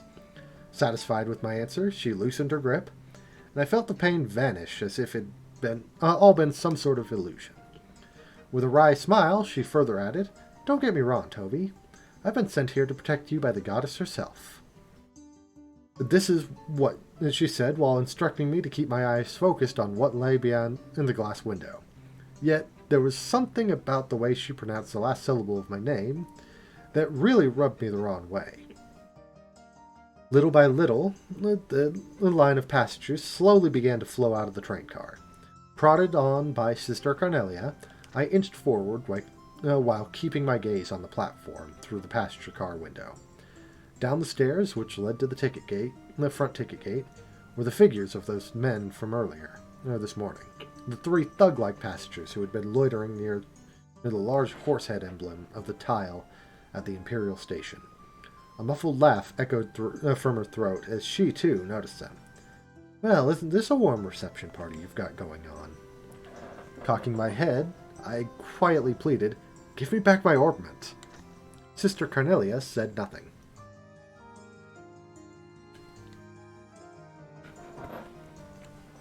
Members of the crew bid us farewell as we stepped through the exit to disembark the train onto the lead-colored platform below. Angrily, I thought to myself, "Damn it, what's wrong with these fools? Can't they see what's going on?" I shut my eyes, half wet, to protect them from the drizzle whipping against my face. I unhurriedly descended the wet set of stairs, a half pace at a time. Sister Cornelia moved along behind me at precisely the same length of stride. Below, the group of thugs waited expectantly at the bottom of the stairs. Waited for me, no doubt. Contemplating the rate at which I was going, I ultimately believed it was only a matter of time before I would be handed over to the enigmatic group. I caught sight of their soured faces as the distance between us grew smaller, and felt the heat of my left hand tightly gripping my bag grow in intensity until my palm began to sweat profusely. Hitting the midway point on the stairs, Sister Cornelia suddenly whispered in my ear, "Keep your eyes on the ground, Toby." I did as I was told and cast my gaze down upon the tips of my boots, stained to a darker shade by the rainwater. Then, right at the moment I let out my breath, I felt a deep sense of pressure just below my shoulder blades as I was forcefully shoved forward. Droplets flew from my saturated fingers, and my world turned upside down as I tumbled down the stairs and slammed back first into the group of hoodlums. With the muffled crunch, I felt the painful sensation of my ribs crumble under the weight of my body, and then returned to normal from their severely compressed state. Two of the seemingly military men who were hit as I toppled down the stairs, like an avalanche unleashed upon a pair of young saplings, absorbed the transfer of force and were thrown into a large puddle collecting on the ground nearby. Shrieks erupted from the startled passengers nearby, more shrill than the high-pitched sound of the railway brakes from the decelerating locomotive. As my world spun wildly around me, I lay there, the chill of the tiles seeping into my back with concerted effort. With concerted effort, I rolled my eyes to the left, where my arm remained in an outstretched state. By some act of the goddess, I'd managed to keep my tight five-finger grip on the bag I'd been carrying. In an effort to get up, I slid into a prostrate position, keeping my chin in contact with the ground. Making a low visual sweep of the vicinity, as if my life depended on it, I noticed the military-like physiques of the men had vanished from view. The only figure I saw standing above me now on the platform was that of Sister Cornelia, and on her shoulder, as if she was merely hefting a sack of grain, was one of the men. Turning in the direction where the train sat in a motionless state, she lobbed the unfortunate man down onto the set of empty rail tracks below. By this time, I had risen to one knee while keeping the other planted firmly on the ground in a half-standing position. The world in front of me was still swaying, undulating in my wavering eyesight. My head slowly rocked back and forth as if it had double vision of Cornelia's boot, which approached me. Then, with a strong grip, she tugged on my hand. For some strange reason or another, when she did this, I failed to notice the unpleasant feeling that her failed to notice the unpleasant feeling that her hand wrapped tightly around mine had brought. "Let's go, Toby," she instructed in an authoritative voice. Nearly dragging me, she pulled me to my feet, and before long, we were hightailing it out of there. The onlookers made quite a commotion as they moved hastily out of the way in a determined attempt not to be caught in the middle of our flight path. The bag in my left hand swung helplessly, knocking against my thigh. After clearing the ticket gate, Sister Cornelia finally let go of my hand, but a sickening slippery sensation came with it. Looking over at her, I realized that the stomach-churning, slimy feeling on my hand had come from the bright red blood which stained both of hers. I peered back over my shoulder in the direction of the platform as I continued to run, but the figures of those 3 men who had been waiting for me at the station were nowhere to be found. Alright. We'll save the rest for the coming episodes, because it's going to take a couple for us to get through the game. Oh, I went the wrong way. But now that we have them all, we can read them at whatever pace we want.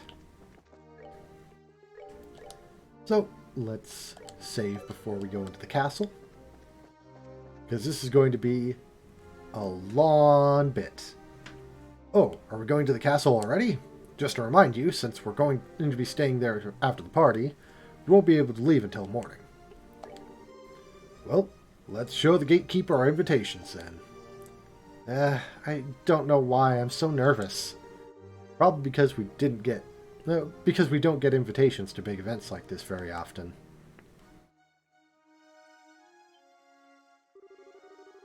Hey, this is a castle of Her Majesty the Queen. Unless you have official business here, you need to leave. Hey. Hi there. We're sorry about the other day. Oh, it's you two. You're still staying in town? Yeah, we still have some business to take care of. We have a formal invitation, so by your leave, may we pass? A formal invitation? Received directly from His Grace. What? It's a giant! See? Right here. Written invitation. Handed over invitation. Let's see. To Zed and his team, in appreciation for your performing in the competition, you are cordially invited to a dinner party. Oh, okay. You guys were in the martial arts competition. Right, I heard the winning team was led by a huge Eastern guy. So, is that you? You got it. We would greatly appreciate your help. Makes sense. The head maid told us you'd be coming.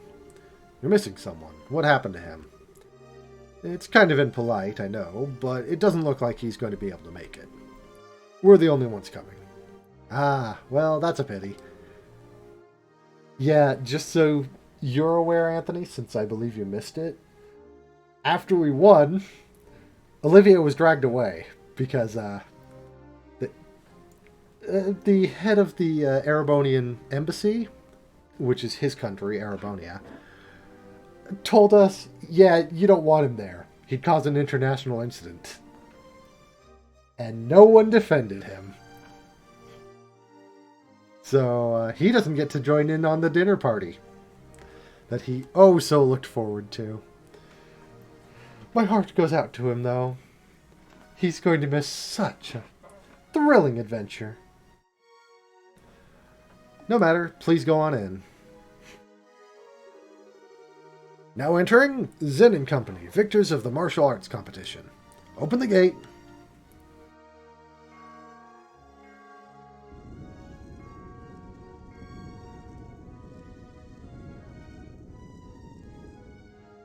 Fancy castle gates. Wow. It's like the Hakken gate, but there's something more impressive about it being part of a castle. I bet it's more solid, too, since it's a royal castle. That's part of why it's impregnable. Ever since the nation was established, no enemy has ever broken through the Ahenberg Wall. The capital's been ravaged by war numerous times as a result of mutinies and insurrections amongst the nobles. But even then, the castle held the rebel army at bay and protected the royal family and refugees. Or so the stories say. Wow, that's pretty neat. Very much the sort of tale one would expect from a nation with such a history. Now, welcome to Her Majesty's Grancel Castle. Go right on in. You'll be met by a welcoming party inside. Enjoy your evening.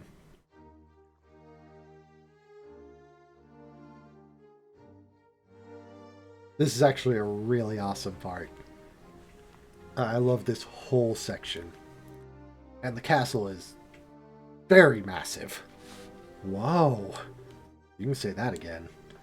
I've never seen anything that compares to this place. It's not just pretty, it's got history. I can really feel the traditions and rules of the old kingdom here. Welcome to Grancel Castle. You are Zin's team, correct? Oh. Captain Amalthea. This isn't really unexpected, but even so. That's right. We come at the invitation of the good Duke. And, you are? Haha, pardon me. I am Captain Canon Amalthea, of the Intelligence Division, head of the Grancel Castle's defense. I would like to extend my heartfelt congratulations for your championship victory. Watching the match was truly a spectacular experience.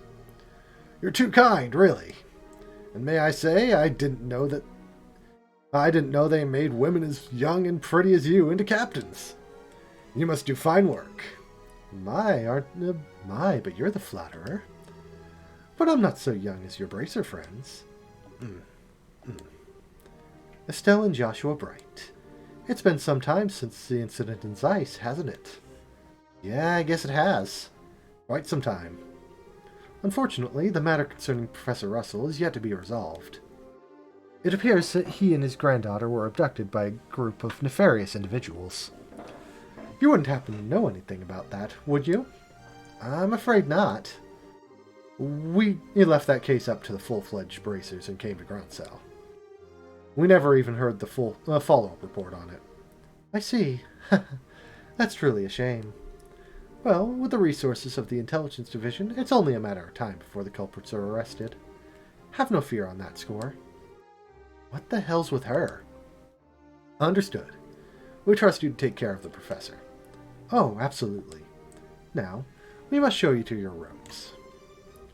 Shea, if you would please do the honors. Yes, ma'am. See to their needs. But do not bore them with any idle chatter. Do I make myself clear? Yes, ma'am. I understand. Haha, very good. Now, everyone, I hope you enjoy your evening. For my part, I must bid you farewell. Now that is one fine woman. I hate to say this, Zen, but your taste in women is crap. There's nothing fine about that fox-faced harpy. I think that might just be his favorite type of woman. I just tend to find women like that turn out to be pretty good people once you peel back a few layers, so to speak. You're hopeless. Not that it matters, but you really do sound like a dirty old man sometimes. Oh, my honor! Oh, sorry about that. You were supposed to show us to our rooms, right? Yes, please allow me. Pardon my not saying so before, but I am Shea, a maid here at the castle. I will be at your service this evening, from the dinner party until the morning. If anything is not to your satisfaction, please don't hesitate to let me know. Thank you very much. Will you please show us to our room show us the room, then? Certainly. It's on the second floor.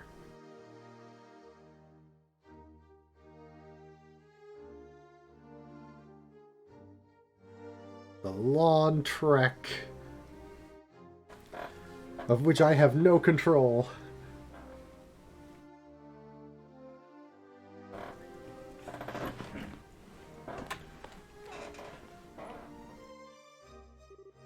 Oh, wow! Get a load of that chandelier. Talk about classy. Hush, Estelle. What's that way? That's the throne room. Her Majesty uses it to receive personal guests. It hasn't seen much use in recent days, so I see. But is the Queen's condition really that bad? Isn't the birthday celebration coming up soon? Oh, no. It's just that the head maid who tends to her in the royal keep. It's just that it's the head maid who tends to her in the royal keep of late. I shouldn't speak on subjects about which I'm unfamiliar. Come then, shall we?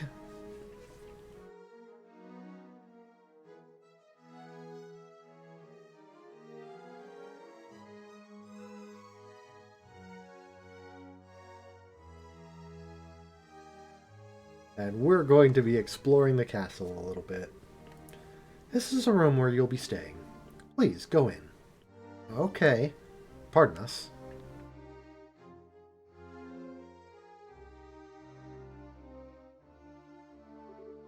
Holy Stregas!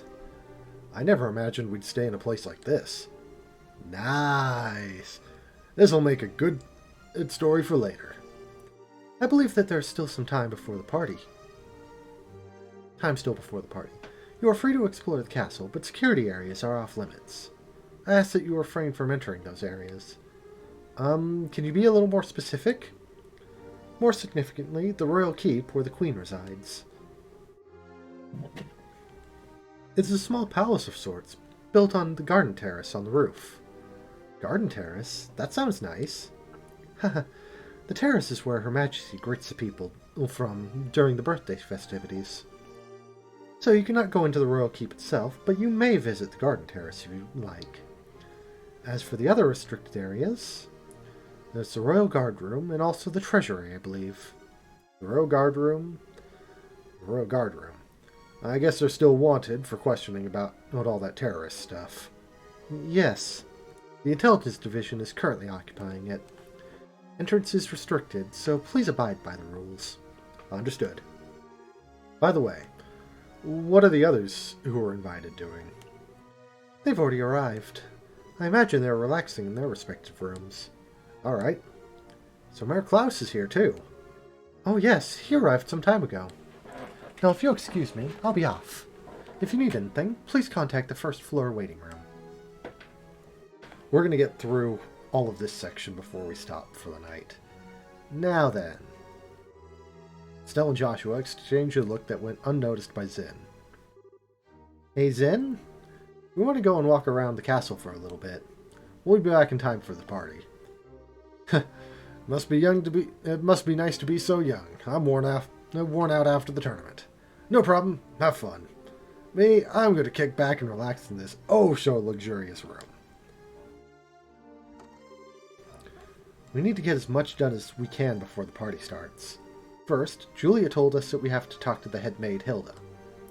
I'd like to say hello to the other invitees, too. We likely know most of them. We do indeed. Ah, Stell, Joshua, you made it! It's been quite some time. It's been quite a while. Dean Collins? You were invited to the banquet as well, sir? I just arrived today, via airship from Iran. A little Merrill birdie told me you two won the tournament. Jill and everyone else will be so happy to hear it. Thank you. I had no idea we'd be seeing you here, Dean Collins. Dean Collins is a member of the Royal Assembly, and a man of great respect in the borough. It's only fitting he be given a seat at this banquet. A man of great respect, he says. You flatter me, Mayor. What's the Royal Assembly? It's a meeting held once per year to address matters affecting the kingdom. The Queen, mayors of every city, and other representatives all come together to try solving various problems of state. Wow, sounds big. So all those guys have been invited here tonight, too. No, I'd say only about half. Her Majesty is still ill, and General Morgan is away on official military business. And Mayor Dalmore of Rouen was arrested in that nasty affair. And Professor Russell, he is a bit too entrenched in too many unknowns right now. We don't know how true all this talk of the Royal Guardsmen being involved in some underground terrorist organization. It's hardly the time to be holding a feast at all, if you ask me. Well, we can use this chance to see where Duke Dunnan stands on all these issues. We need his permission to have an audience with Her Majesty regardless. Yes, that's the biggest issue here, without a doubt. Barring us from seeing Her Majesty is the height of idiocy and mismanagement. I would like to pay respects to Princess Claudia as well, but it's the same story. Princess Claudia's the Queen's granddaughter, right? Does she live here in the castle? No, it's my understanding her actual residence is elsewhere. But I'm told she's come to the capital as of a few days ago. She's here then. I'd really love to meet her. I'm sure you'll have a chance. Oh yes, were you able to meet with Chloe? I heard you made some kind of promise to meet at the capital, but I wasn't sure if you'd actually done so. No, even the guild has yet to hear from her. But she said she should be at the capital by now, no? She should be. Still, though, it bothers me. He probably just dropped by to check on the orphanage before setting off for the capital, but even so. Honestly, why are we even holding a banquet now under these circumstances? I can't fathom why the Duke would allow this. It's in poor taste, at the very least. Then, no one in this one. So, Mayor Maybell's in the next room. Mayor Maybell? And Lila. Joshua, Estelle. Ah, here at last. I kept wondering when you'd get here. I was practically counting the seconds. So you were invited here too, Mayor? Hey, wait. You were waiting for us? How'd you know we were coming? I heard from Mayor Klaus. I heard about a pair of children who entered the tournament, won its championship, and were invited to a grand and royal banquet at the castle. If I'd known, I would have cancelled my appointments and come to cheer you on. Begging your pardon, ma'am. But that would have been quite impossible given the circumstances. Yes, I'm aware. I'm trying to be polite. Ha ha ha. And don't worry, I know how busy you must be.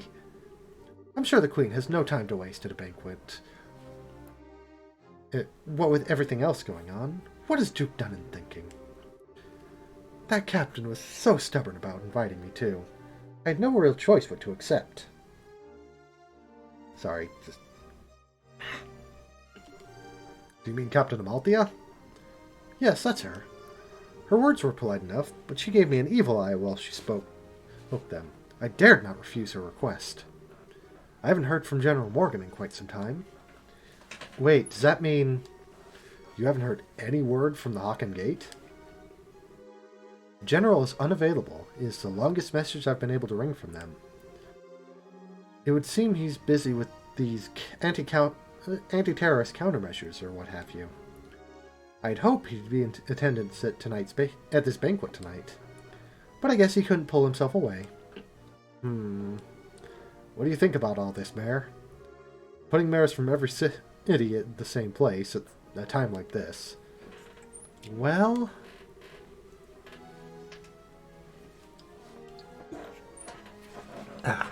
sorry. If the Queen were in attendance, I would expect some announcement of no small importance. But as it is, this feels like the Duke has gone to has too much time on his greasy, chubby hands. He's letting this position of royal proxy go to his head. That sounds about right. But there still might be some kind of official announcement, don't you think? Well, whatever may come of this night, the Grand Chef here is the best in all the kingdom. I plan to enjoy the dinner, pay my respects to Her Majesty, and then return to Beauvais post-haste.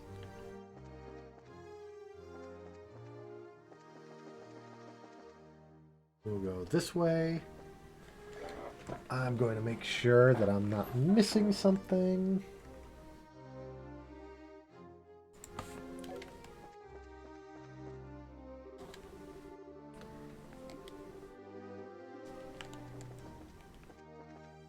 Okay. Nothing in here. We're going to go over to the right wing, because there's at least one more person. Mayor Murdoch, Factory Chief Murdoch. Estelle, Joshua! Mr. Murdoch, I thought you might be here. With Merle class individuals on the guest list, we had a feeling you might also be in attendance. I must say, I never expected you to win a tournament and championship and end up hobnobbing in Grancel Castle. Cassius's kid to the bone you are. It took more than our upbringing to get here. Lots of people helped along the way. So it's been a few days. Have there been any developments? Well, right after you left for the capital, Captain Amalthea from the Intelligence Division came knocking. She forced me to come to this banquet, but I kept my mouth shut about Leyston Fortress. Professor Russell and company are still on the run, too. Army hasn't found him yet. But the longer we keep this up, the less chance they have. It's only really a matter of time. I asked Captain Amalthea if I could see Her Majesty and wish her well, but no luck. I was flat out refused. So, in other words, we definitely aren't going to be able to do this the easy way. We sure aren't, but don't you worry, because we've totally got that covered. We will get the Professor's message to Her Majesty, one way or another.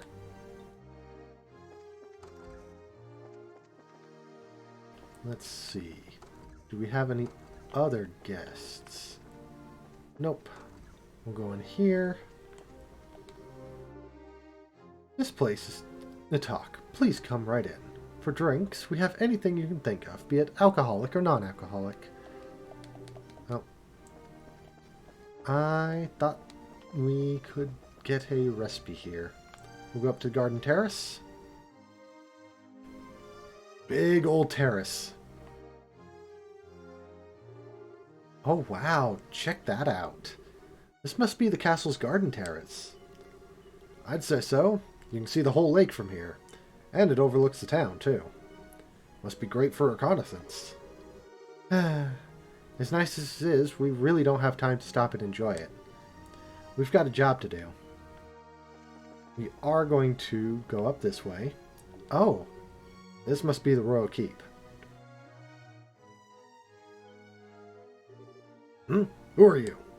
Hey, you two. We're here as guests of the Duke. Is this where Her Majesty lives? Of course it is. But for the last few days, she hasn't been feeling so well. She's not seeing anyone right now. Oh, you've got it all wrong. We weren't even thinking of that. I just thought that it would be amazing if she were even in to take notice of us. Does Princess Claudia sleep here as well? No, it's just... Hey! The princess is focused on looking after Her Majesty. Neither of them has time to deal with the likes of you. Might I inquire as to what's going on here? Madam, we didn't know you were back already. The dinner party will be starting soon, so I will be returning to the maids' quarters. And who are our guests? They're from the team that won the martial arts competition. It's only because of that victory that someone of a bracer's social standing would ever be invited here. A bracer's social standing? Such discourtesy! You would insult those who were personally invited to the royal castle. No, that's not what... Those invited by the Duke should be treated with all the respect due to those invited by Her Majesty. I sincerely hope you have not forgotten that. Understood. Wow, she's intense. I wonder who she is. But, madam, we can't just allow them to pass. Surely you understand the reasons that the Colonel laid out. Yes, and I'm quite tired of hearing them repeated to me. I am terribly sorry, sir and madam. Security has been heightened, and as such, the royal keep and its surroundings are off limits. If I may ask, would you mind waiting in your room until the dinner party begins? Alright. That's fine. We'll do as you ask. I apologize. We weren't trying to cause you any trouble. Fine then. Just don't let it happen again. Safe return to you. I apologize that you were subjected to such dreadful behavior. My name is Hilda. I am the head maid of Grancel Castle, and I oversee all the housekeeping duties. Aha! We had a feeling. Forgive my rudeness, but are we previously acquainted? Well, someone told us about you. Handed Julia's letter to Hilda. I know this handwriting. You see? We also have our bracer emblems and identification with us. I see. Please, come with me to the maid's sitting room. We can discuss the matter further once we are there. I understand. You need to deliver Professor Russell's message to Her Majesty. Correct? Right. If now's not a good time, we can try later, but... No, it's not an issue. Those special ops men have had the Rail Keep under constant surveillance for some time now. Only the Duke, the Colonel, and hired attendants such as myself are allowed in. Which means that a private audience is probably a no-go. What do you think, Estelle? We could ask Hilda to relay the Professor's message to Her Majesty. No, I'd really rather speak to her face-to-face. There are just too many particulars we don't know that we'd really need to discuss directly. Like what Duke Dunnan and Colonel Richard are after. Estelle and Joshua, I have a bit of an idea. Could I get you to return here once the dinner party is over? Why? Have you thought of a way for us to see Her Majesty? I believe I have. It may be difficult, but I think it's worth a try. I'm going to need some time to get ready, so can you come back after the dinner party? Awesome! Understood. We'll be back then. I'll be waiting. Food prep is done, so I think we'll begin serving shortly. For now, it's probably best if you wait in your room. So we're going to go around and talk to everyone again.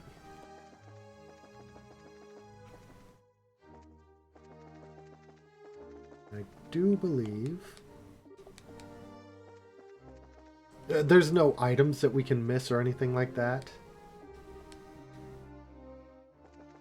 Right now, we're not in a position where we can miss anything. At least not anything more.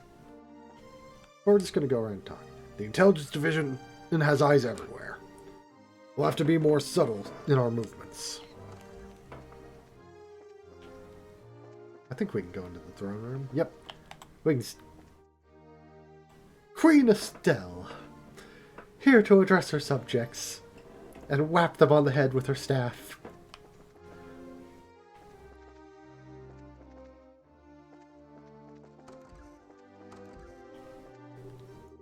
My mistress has been looking forward to seeing you again. Please come visit her in Bose again sometime soon. Duke Dunnan is such a nuisance. When the Duke came to Bose before, he acted like a spoiled child. I received so many complaints from the citizens he angered. Yeah, sounds about right. Oh, maybe there isn't new dialogue yet.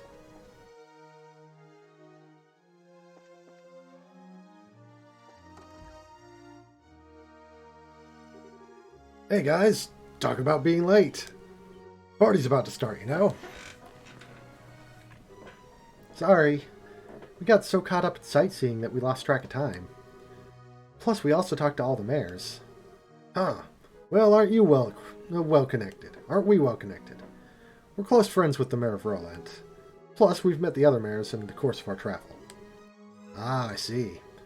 I guess your work as bracers has caused you to meet quite a few big shots. You two sure get around for junior bracers. Yeah, you might say that. Have you done bracer assignments since we came to Grancel? I guess it's not all that different in other countries, right? Right. For a full-fledged bracer, nationality isn't an issue when it comes to work. When it comes to your work. The prelim fights and legal procedures at the embassy kept me too busy to get any actual work done, though. But hey, there are 4 other bracers on duty too, which isn't so bad. Normally, that would be enough to handle most cases, I'd imagine. But with all of them concentrated in Grancel, that must make it tough to handle any cases in other regions. Yeah, it could be. I feel like a goose just walked over my grave. I wonder what's going on with Shara back in Roland. Now that name rings a bell. You wouldn't happen to be talking about Scheherazade, would you? You know her? She's our mentor, and she's been a close friend for ages. Oh, okay. Makes sense. I met her a long time ago, when a case brought her to Calvard. She was fortunate to have a good master working with her from such a young age. Her master? Yeah, probably Dad. Please pardon me. The table for the dinner party has been set. May I show you the way? Sure. I was getting bored with waiting anyhow. All right. Want to go and eat fancy? Sure. That fight left me starving. Let's go dig in. Come on, you two. It would be nice if you two didn't completely forget your table manners for once. This is a dinner party, right? What's with all the empty plates, then? Plenty of knives and forks, though. That's because it's a formal dinner. Everything comes out in a specific order, starting with the hors d'oeuvres. Then you use the knives and forks from the outside in. And that's all part of having good table manners. And here comes the anxiety attack. It's really not so bad. It does mean that you get to have some of the finest food available. Manners and etiquette are secondary. Indeed, indeed. I'm told that you're acquainted with everyone who will be attending. No need to get stressed out. Yeah, I guess that's true. Please, don't encourage her. On that note, is the gentleman accompanying you going to be okay with a knife and fork? I'm told that folks from the East usually eat with chopsticks. You've done your research. However, I'm a firm believer in when in liberal, do as the liberalians do. Policy. I'm not especially skilled with them, but I will use a knife and fork. My, how elegantly handled. I'm impressed. You're such a gentleman. You're as much of a gentleman as you are a martial arts champion. You flatter me. Boy, he really is a complete sucker for a pretty face. I think he's more being polite than a lech, though. Anyway, His Grace is really late. I wonder what he's up to. Indeed. So, if the seat at the head of the table is for the Duke, then who might the other one be for? Indeed. Perhaps it is intended for Princess Claudia. Your attention, ladies and gentlemen. My humblest apologies for the long delay. Presenting His Grace the Duke.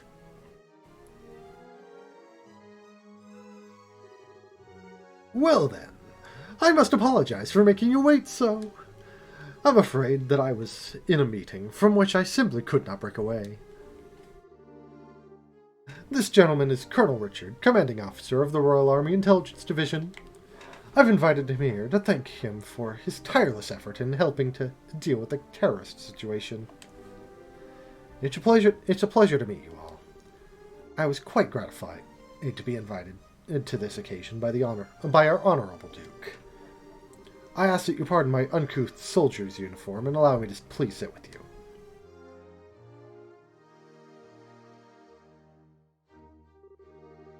You've got to be kidding me. We're having dinner with him? I suspected this might happen, but it's still unnerving.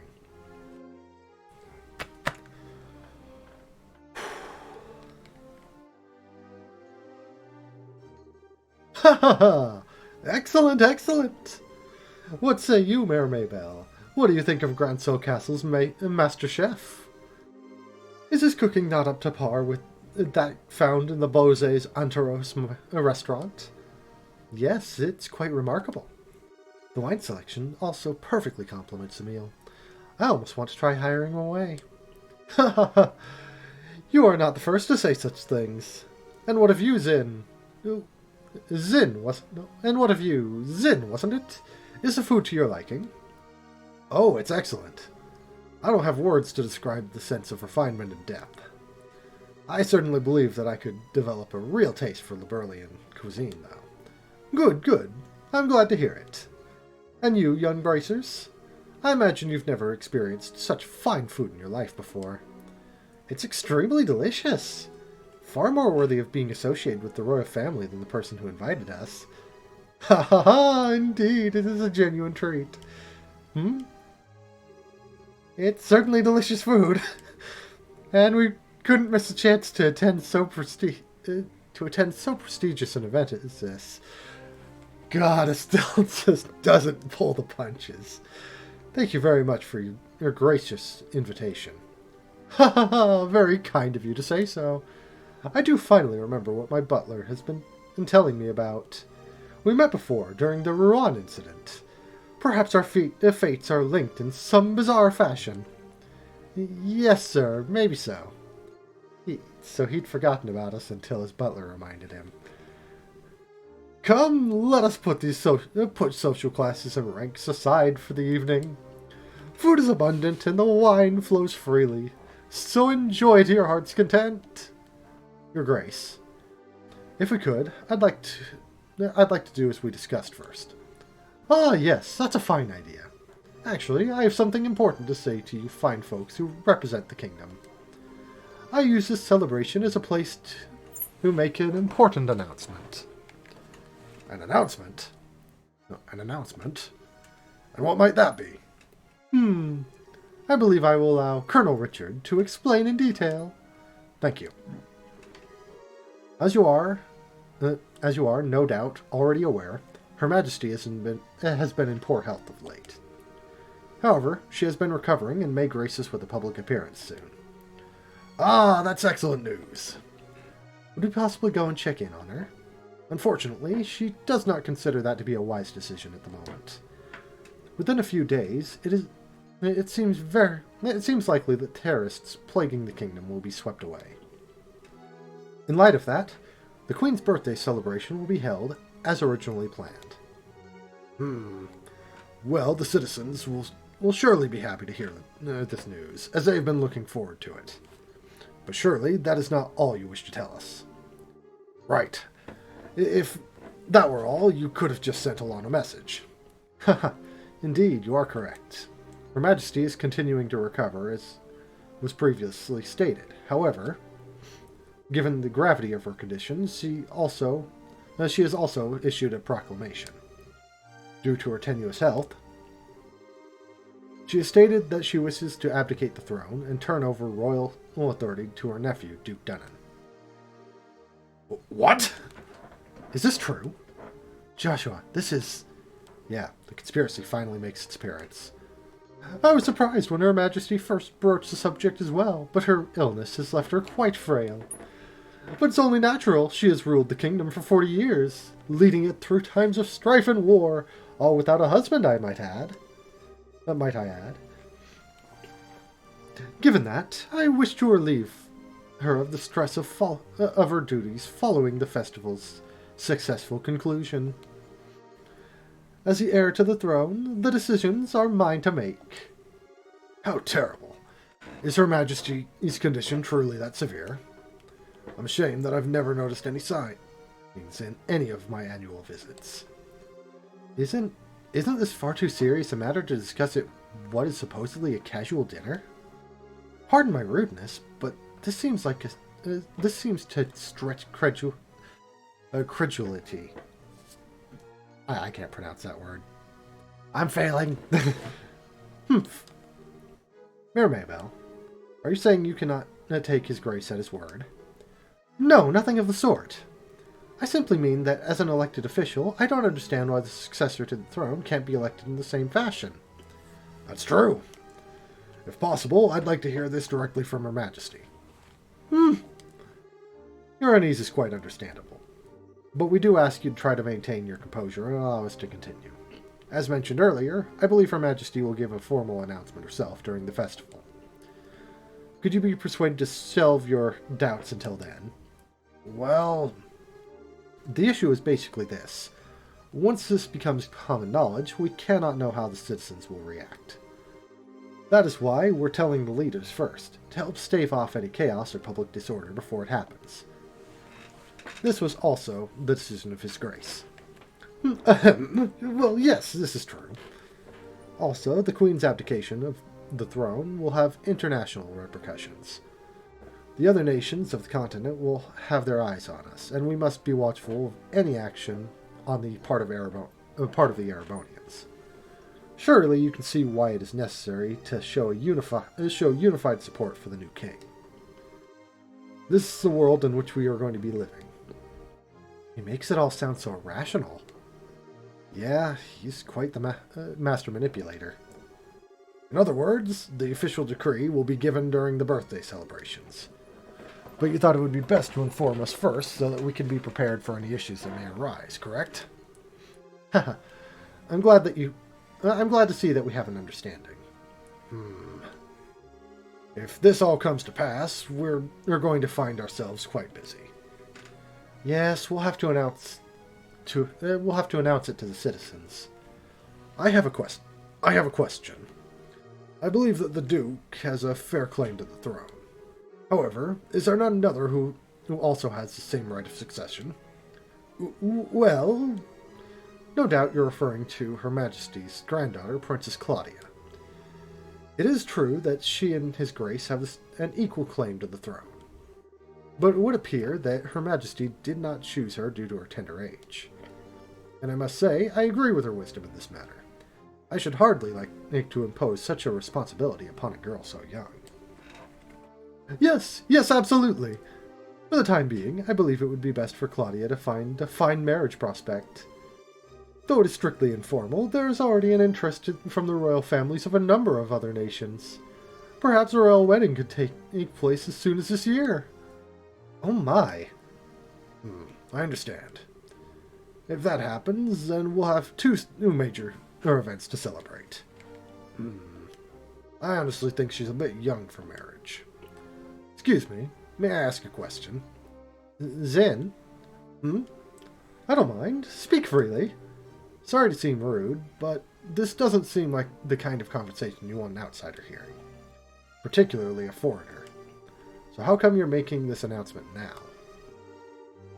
That is solely because of the serendipitous turn of events that allowed Bracers to win the championship. We wanted to inform the guild of this in advance as well. I already discussed the idea with Her Majesty. Gotcha. I guess Liberal's military and Bracers are on just as good a terms as the stories say. That is because we lack the military strength of the Empire or the Republic. The harsh reality is that keeping close relations with each other is a must. In any event, do you now understand our intentions? Yeah, alright. We'll pass on what we've learned here to the guild, then. Man, I've heard some pretty unbelievable conversations in my time, but that was something else. I mean, I'm a foreigner after all, so it's not that big of a deal for me. But that was huge news for you guys, so... Of course it was! I can't believe things have gone this far already. Huh? Never mind. But really, what a shame. The food was so amazing, and it practically melted in the mouth. Couldn't tell what that last flavor was, though. Haha, understandable enough. But anyway, did you want to go for a walk to work off some of that rich food, Estelle? Huh?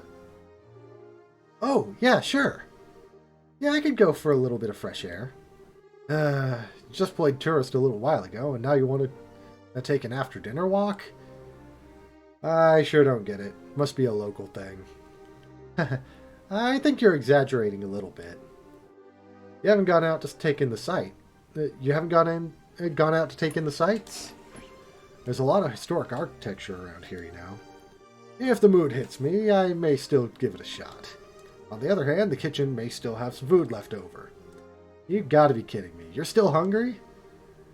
If you had a blade to my throat, my dying wish would be for some liquor and a snack. I might go and hunt up a bar or something in a little bit.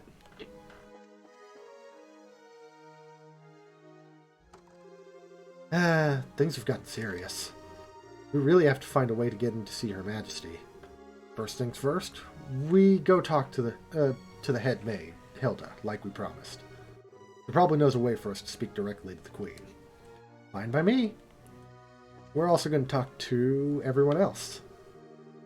The Colonel's points are very logical and rational, but I believe it would be best to get the particulars from Her Majesty and Her Highness, the Princess, directly.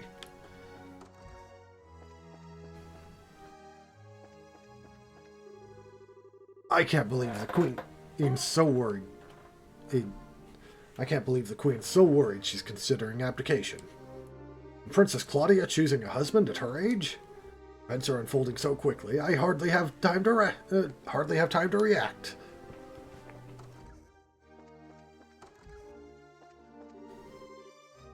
Seems it was a banquet to remember. Now my mistress has yet another worry to wrinkle her brow. What a shock this banquet has been. Duke Dunnan as official successor to the throne? If anything could bring on a migraine, it's that. Yeah? No, I agree with that. Oh, it's you. Huh? Colonel Richard. Haha, Estelle and Joshua. This is our first opportunity to truly speak face to face, I believe. Last time we saw each other was right after Mayor Dalmore was arrested, wasn't it? I'm honestly surprised that you remember us. I realize that we exchanged a few words, but you made quite an impression on me. My curiosity was piqued, so I did a bit of checking up on you. I was quite surprised to learn that you were the children of Colonel Cassius. How'd you find that out? Haha. Please understand, I'm not trying to show off the Intelligence Division's capabilities. I'm greatly indebted to him from our time together in the Army. Indeed, more than words can properly express. Might I persuade you to stay a while and talk? I've been hoping to speak with you two for quite some time now. Huh? Pardon me, Colonel, but don't you have a meeting with His Grace? I don't mind being a bit late. Yes. If we're going to talk, why don't we use the lounge inside? I'll mix you up a couple of virgin cocktails.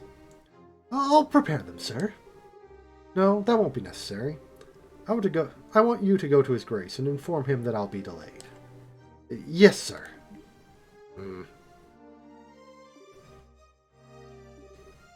Pardon me, then. Yeah, Now then, shall we retire to the lounge? Please, follow me. Joshua, what should we do? I don't see where we have much choice but to follow him. We'll be a little late, but we can talk to the head maid later.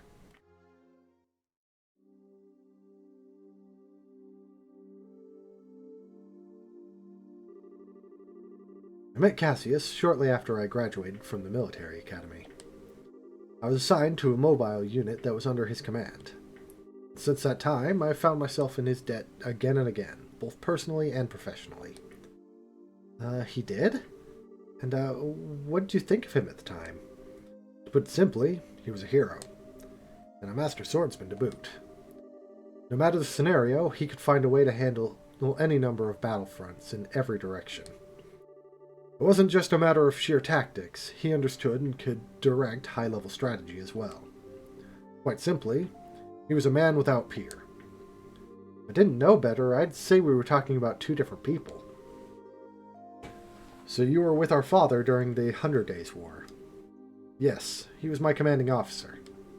Even now, I can still vividly remember the excitement that filled me as we executed his plan that turned the war's tide. Anytime I get to talking about those days, time just runs away with me. But this much I can tell you. If Cassius Bright had not been part of the Royal Army, Liberl would now be part of the Erebonian Empire. No way! That's kind of hard to believe. Well, as a hero, he had a knack for doing unbelievable things.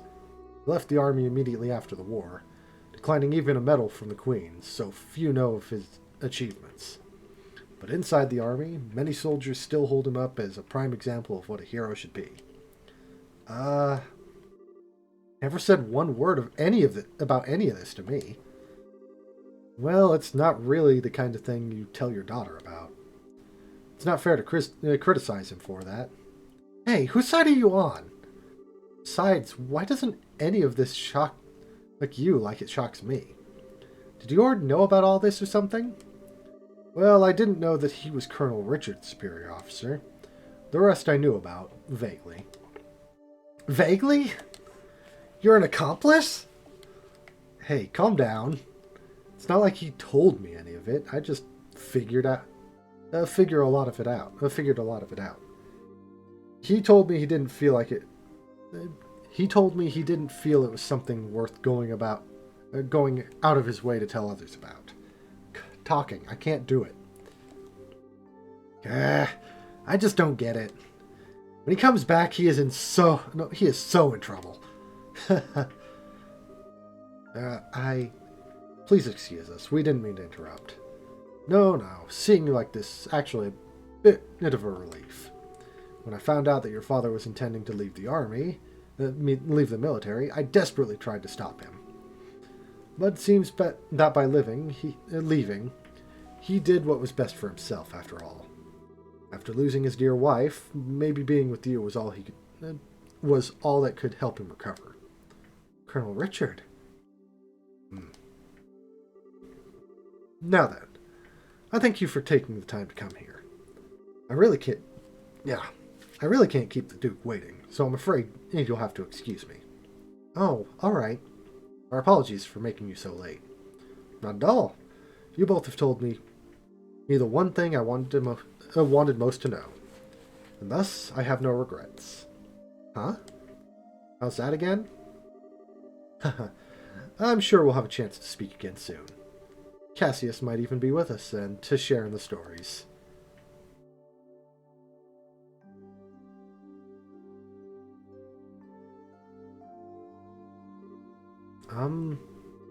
Okay, who was that man and what has he done with Colonel Richard? What are you babbling about now? It's just that it's weird to hear about him talk. It's just weird to hear him talking about Dad that way. I wasn't expecting him to be so, well, nice. True, he doesn't seem to have any villainousness. Doesn't seem all that villainous, anyway. Even so, it's pretty much a foregone conclusion that he's got something up his sleeve. For now, we should probably put the issue of Dad aside. Yeah, I guess you're right. And I hate to say it, but I think he might have been playing nice just because he could get something out of it. He's an intelligence officer, so he probably thinks that fooling a couple of kids is as easy as can be. Don't you think that's going a little too far? You might be right. Let me be the one who's mistrustful of others. You should just follow your instincts and believe what you think is right. Huh? But just make sure you're prepared for anything. Don't let your guard down. I'd say a bracer's job is pretty much that, in fact. Okay, I got it. I'll keep it in mind. Thank you, Estelle. Thank you? What the heck are you thanking me for? Anyway, we need to go back and see Hilda. She's probably sick of waiting for us. Yeah, she should be in the maid's quarters. And we'll go talk to Mayor Murdoch at the same time. Because he should be in here. No, other one.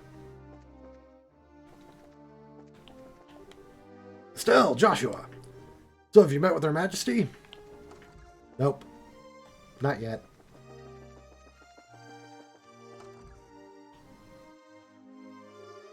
Ah, there you are. I've been waiting for you. You're awfully late, aren't you? Sorry about that. You kind of got caught by Colonel Richard. Did you now? He had some things to tell us about our dad. I don't think he has any idea what we're up to, though. I see. Ah, yes, that letter of introduction did mention you were Mr. Cassius's children. I can understand at least some of how Colonel Richard feels. Oh, do you know our dad, too? He used to come here when he worked as General Morgan's aide-de-camp.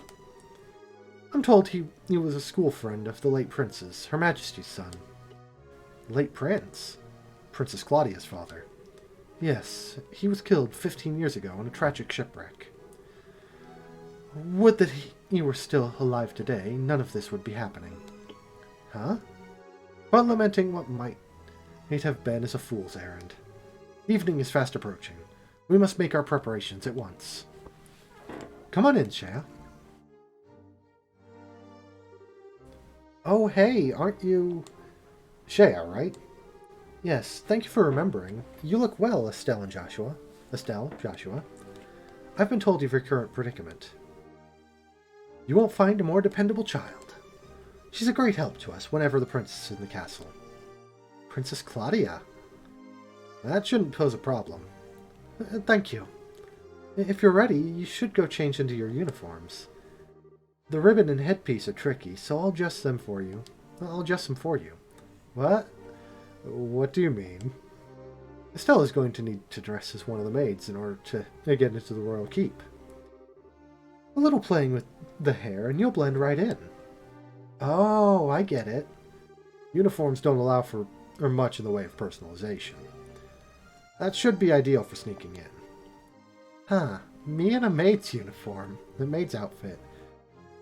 I've been waiting to try one on since we first met Lila. Cute, breezy, easy to move in. Well, if our uniforms weren't easy to move in, they'd make cleaning much more difficult. Yeah, I thought so. Well, let's get this sucker on me. Why so excited? I'm glad you're in high spirits, but you need to remember your manners in front of the Queen. You won't have me to lean on this time. Why not? You're changing too, aren't you? Pardon? I mean, he did play the princess during the play at the campus festival. Is there really that much of a difference between the fancy dress and a maid outfit? That's different. It was a play. I can't appear before Her Majesty in women's clothes. Oh, you'll be fine. It's not at all shameful or anything. Besides, you made such a gorgeous princess. Not this again. Cut the jokes, will you? Hilda, Shea, help me out here. Say something. Huh. Anyone? I see. That shouldn't pose a problem. Shea, don't you have an extra hairpiece he's designed for the princess? Yes, it's never been used, though. He has that full, dark hair, so it would probably look good on him. Hey, hold on a second. Well, it looks like 3-1 vote. Majority rules. This way, please. We can use this as a changing room. Wait a minute. I don't remember ever agreeing to changing. All right. If I have to change, I can do it myself. Shea, you're not planning on using makeup too, are you? Kids these days.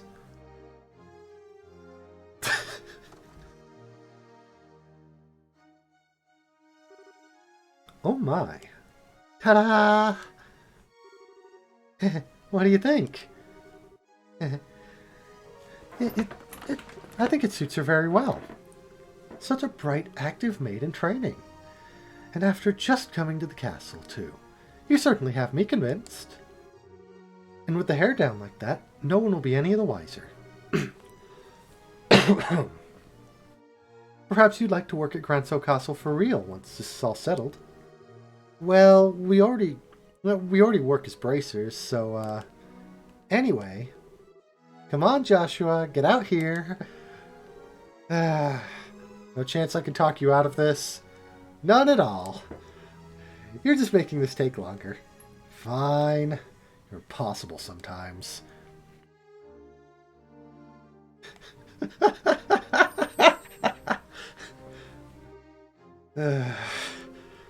Well, it's almost frightening how good that looks. Isn't it awesome? Looks better on him than it does on me, and I'm an actual girl.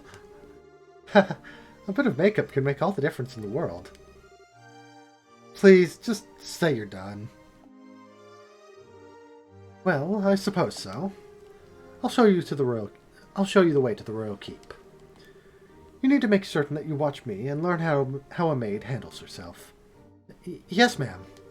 We're finally going to meet the Queen in person. Yes, this is a do or die moment. We have to stay focused and get to the royal keep. It's hard to take you seriously in that outfit. Well, excuse me. This was your idea. I can't believe you've got the nerve to pick on... Sorry. Don't get all mad. I'll treat you to some ice cream later, okay? I'm not like you. I'm not obsessed with food. Hey, I'm not obsessed with food. They get along so well, don't they? We're out of time. Let's go to the royal keep.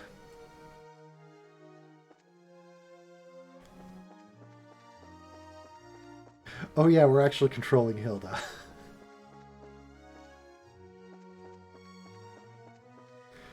Oh wait, I want to see... Are we able to go and talk to Zin?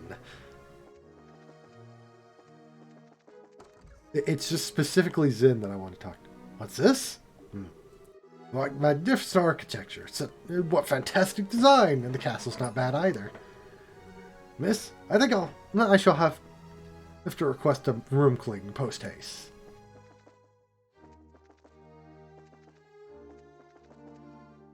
Yeah, I just wanted to talk to Zin. Part of me wants to talk to Lila. Actually, you know what? Part of me wants to have that just in case I want to talk to Lila too. Hilda, what business do you have with Her Majesty at this hour? I'm bringing some tea and spoons at her request. The current situation means that Her Majesty is denied the right to even go about her daily life as she wishes, after all. Such harsh words. Who are these maids with you? I don't recognize them. His Grace ordered me to hire on additional staff to help. They've only just arrived at the castle today. Really now? Hey, you're pretty cute. Thank you. Huh? Why do I get the feeling we've met before? Crap. Do you stare so hard at every young lady you see? I do hope you're not thinking any untoward thoughts. I rather think that His Grace and the Colonel would disapprove. Hey, it's not like that. We're the elite of the Royal Army. We wouldn't do that. All's well, then. Now, will you please allow us to pass? Pardon us, ladies. Please go ahead.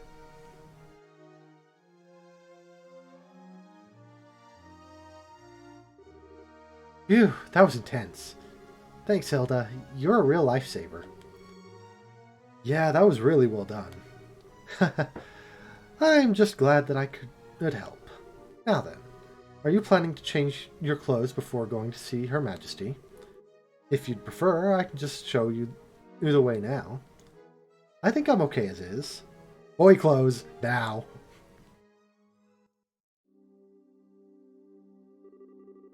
Oh, for the love of... Why are you always so self-conscious?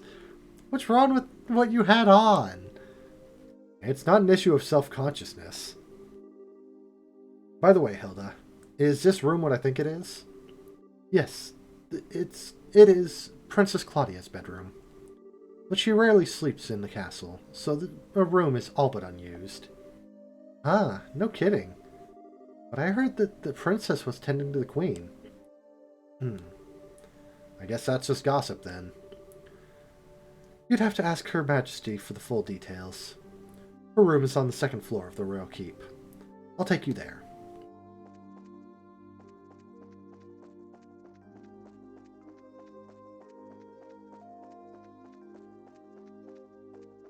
I just thought there was another room. I beg your pardon, Your Majesty. I brought the two I spoke of before. This is Joshua and Estelle. Thank you kindly. By all means, enter. As you wish. I'll wait for you here. You two go in. Right. Pardon us.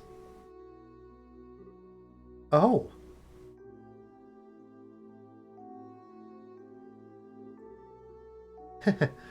I bid you welcome. My name is Alicia Van Austlis. I'm the 26th monarch of the nation of the Liberal. I'm Estelle Bright. I'm a junior bracer of the Bracer Guild. And I'm Joshua Bright of the same affiliation. It's a great honor to meet you, Your Majesty. Estelle and Joshua. I've truly been looking forward to meeting you both. I regret that I cannot offer you proper hospitality, but I have prepared some tea. Please, have some and relax. I see. So Professor Russell asked you to bring this information. A pitch-black orbment capable of negating all other orbital energies. And you say that the Colonel has acquired it. The Professor told us that you might have some idea of what he intends to do with it, Your Majesty. Can you tell us anything?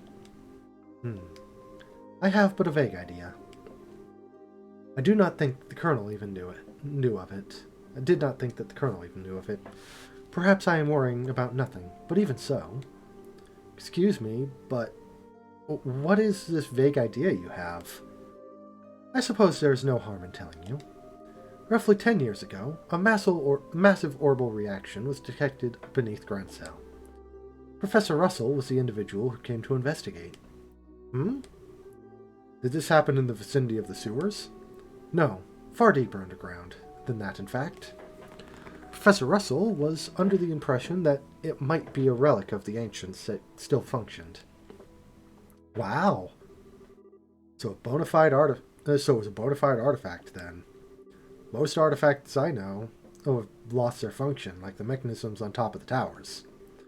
But every now and again, you find one that still functions, like Mayor Dalmore's family heirloom.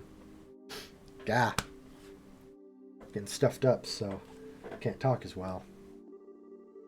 And something like that, it is beneath Grancel? So, what does that tell us about the gospel? Maybe it could be used to halt the artifact's functions? Could it do that? Yes. However, we were unable to establish the nature of the artifact, or indeed why it was buried beneath the city. But it is beyond my imaginings how the Colonel could know of its existence. Professor Russell's research on it was kept strictly confidential and off the record. I see. In any event, it seems likely that trouble is on the way. Honestly, just as I start to think that maybe the Colonel might be a slightly nicer guy than we were giving him credit for. But when someone's trying to stir up some trouble, that's when us bracers come in. We won't let him get away with whatever evil scheme he's trying to pull off. I expect no less from Cassius's daughter. You're acquainted with our father, Your Majesty. He was a friend of my late son's, and a great savior to the nation. Even after he retired from the army, he would sometimes undertake requests for me. Really? I didn't know that. I imagine that there are a great many things about him that you do not know, including the precise role he played in the war 10 years ago.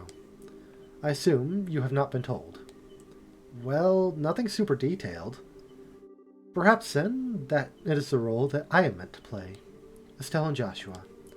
Will you indulge me by listening to an old story? Oh, yes, absolutely.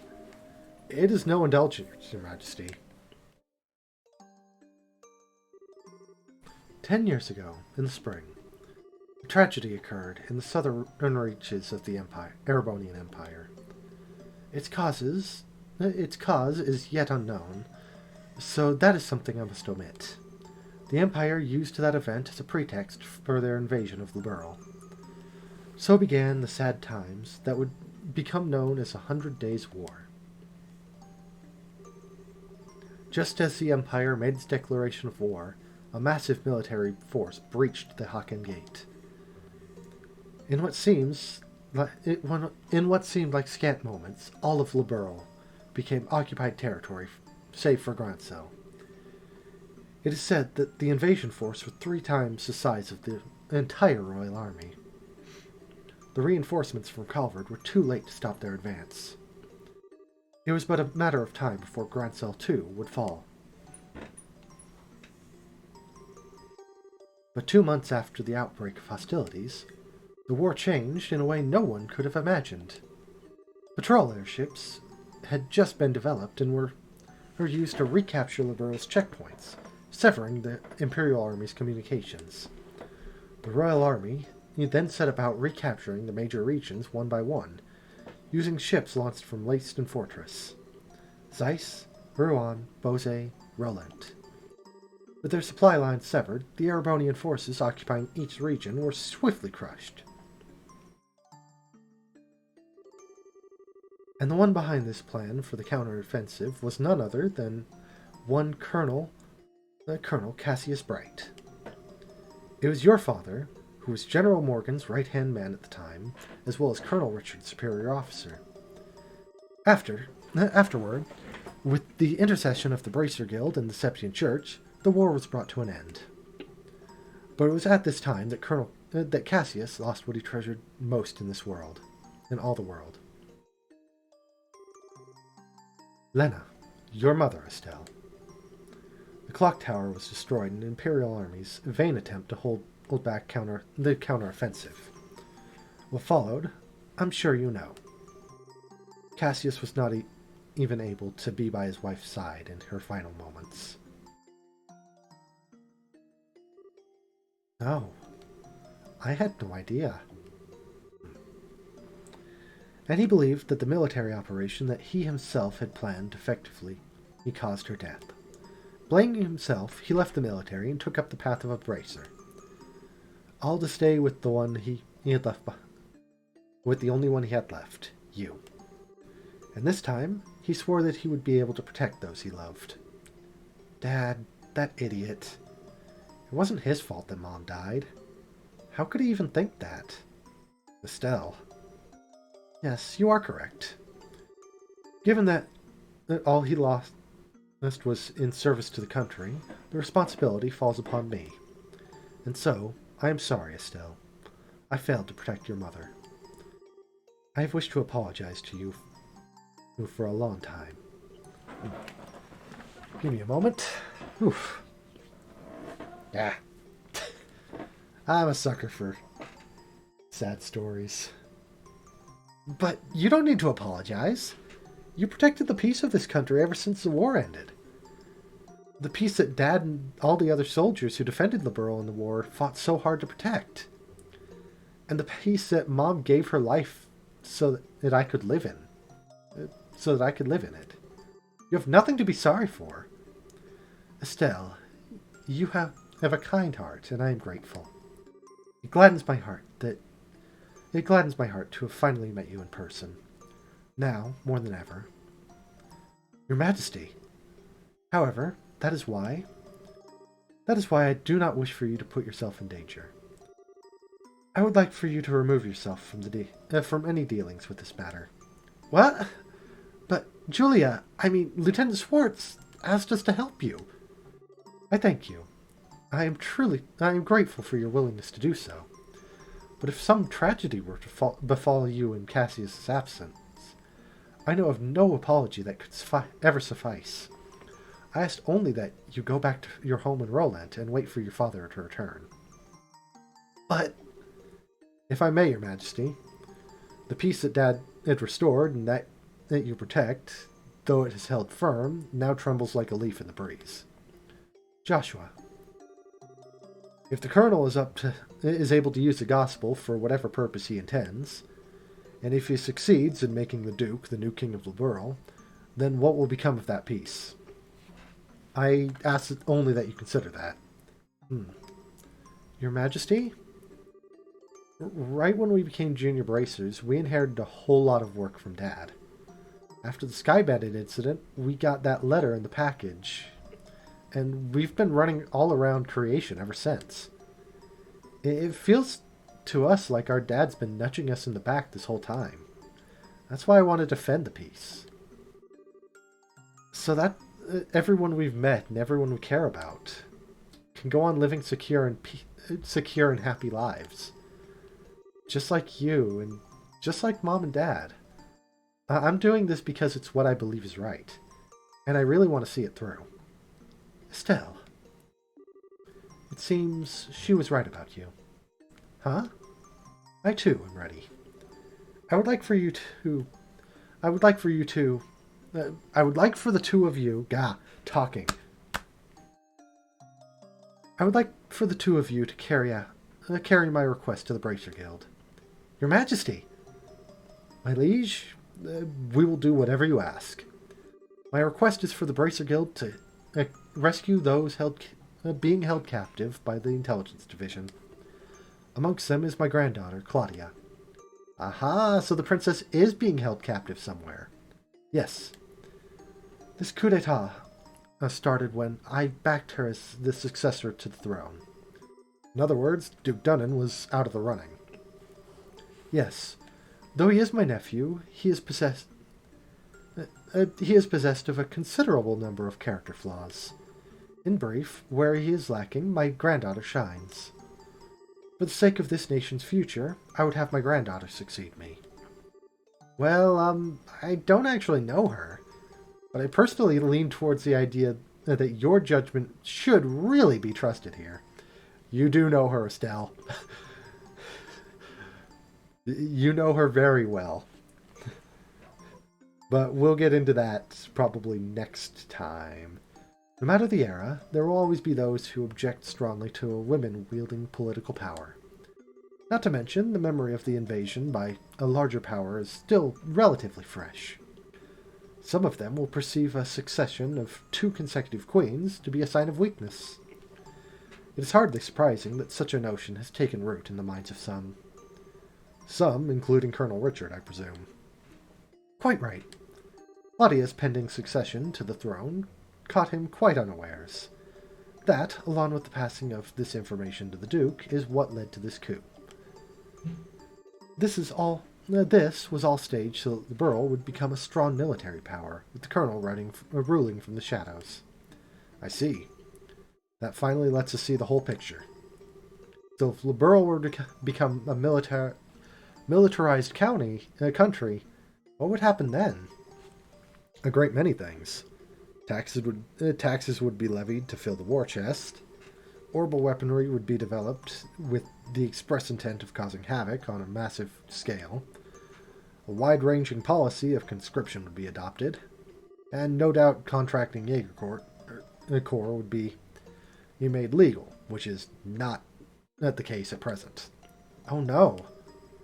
Indeed, the Colonel has made very adamant requests that I enact such policies. I thought that such proposals were born out of genuine love for his country, but I never agreed that they were the right course of action to take. The Royal Army is not all that protects this land. We have worked hard to maintain treaties with other countries. Defending a nation goes hand in hand with free cultural exchange and trade with all other nations, to the benefit of all. I feel the same way, Your Majesty. Yeah, it makes sense to me. The Colonel, however, finds such notions to be womanly and foolishly idealistic, and so he demanded that I abdicate the throne in exchange for Claudia's safe return. Many people have had family members taken to ensure that they would not dare to oppose the Colonel. But I am the Queen, and I will not allow all that I love about my country to be destroyed simply because of blood ties. Still, she is my only granddaughter. I cannot simply allow her to die. Your Majesty, please try to relax. We hear and comply with your request. We will see to it that the princess is rescued and those who have imprisoned her. Those imprisoned with her. Yeah, thank you, both of you. With that reassurance, I will do all I can to oppose the Colonel's demands. Have you any other requests, Your Majesty? The gospel still has to be dealt with, and I don't think we should just leave you here. I appreciate your sentiment, Estelle, but the present state of affairs is not contingent upon my freedom or imprisonment. The gospel shall continue to weigh heavily on my mind for a great many reasons. For my part, I will attempt to ascertain the Colonel's true intentions with it.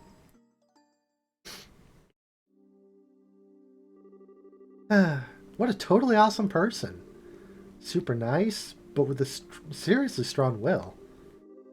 I hope I'm even one-tenth that cool when I get old. Cool. Did you really just call the Queen that? Still, she definitely has what it takes to govern a whole country. Yeah. I really want to stop this coup thingy and help her. That's definitely outside of Bracer jurisdiction. Well, first things first, we do whatever we can. Right. But you know, I'm still freaking out about what the Queen told us about Dad. I wonder if she's got any more tidbits she'd be willing to share. Estelle and Joshua, have you finished changing? Oh, yeah.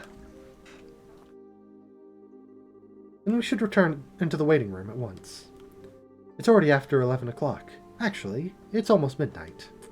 Wow, it's really that late? The Queen spoke with us for a long time. If we stay any longer, it's apt to make the guards suspicious.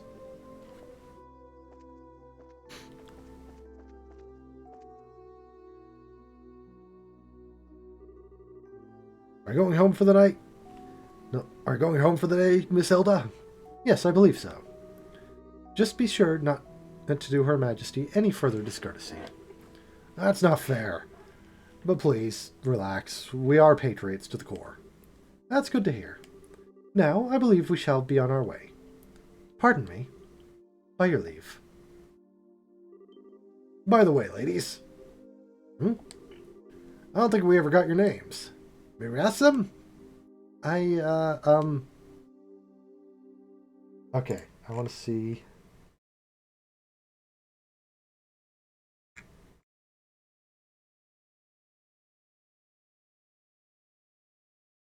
Okay, it doesn't matter what we take. So I'm going to go with Dorothy. That's a very modern name. Pardon my saying so, but it just doesn't sound right for you. Ain't that the truth? How about you, miss? You may call me Karen. Karen. Karen, you say? That's a very pretty name. You're too kind, sir. I'm rather fond of it myself. Are you now? Oh, right. We're with the Special Ops. My name is... I think that's just about enough. I sense an ulterior motive at work. No, I mean, at least not from us. Please be safe on your way home. Alright. We're going to finish up with everything at the castle, and then we're going to save and stop. Well, aren't you Mr. Popularity? It was like their eyes all changed when you told them your name. Hey, it was not. I didn't see you shying away from joining in the conversation. Sure, but that doesn't mean I wasn't nervous. I kind of lost all my confidence there. Eh? What's all that noise about?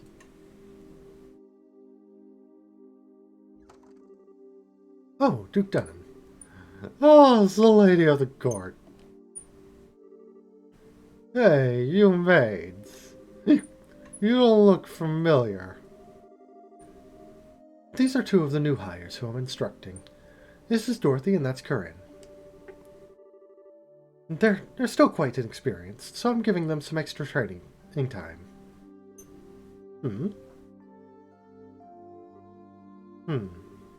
Did he recognize us? Not good. Even how many times we've run into him, it'd be bizarre if he didn't recognize us.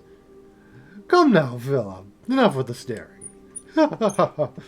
It's quite unusual to see he coming from you, stiff upper lip and all. Please pardon my rudeness. You look much like my niece. My eyes were playing tricks on me, it seems. I am so dreadfully sorry for the discourtesy. Oh, it's no bother. Please, don't concern yourself. You know, now that I stop and look at you, I must say you are both quite lovely. You with the brown hair, you look very healthy. You have a very healthy, clean look to you. As for you, I personally think you look best with that raven hair of yours even longer. I'm honored. Ah, yes. Dorothy, was it? You shall be attending to me this evening. Your Grace? Ew, I don't want to serve him tea. I don't think that tea is what he wants served. Your Grace. Your flirtations, while flattering, are best saved for another time and place. All the maids in the castle work directly in the service of Her Majesty Queen Alicia. I trust you have not forgotten. I know. Some folks simply can't appreciate a joke. This castle will be mine in a week's time anyway. We can set aside time for some fun then. Your Grace, please no more of this. I do not mind when you drink to excess, but you know how your libido gets in such instances. I say this not knowing full well that I may be reprimanded, for I... But I said I was just joking. Enough! I'm going to bed. As you wish, Your Grace. Your room is right over here there. Whoa. Oh, right, Dorothy. You just let me know if you have any problems, anything at all. I'll give you the best advice the future king can. Thank you very much. Aren't you cute? Well, good.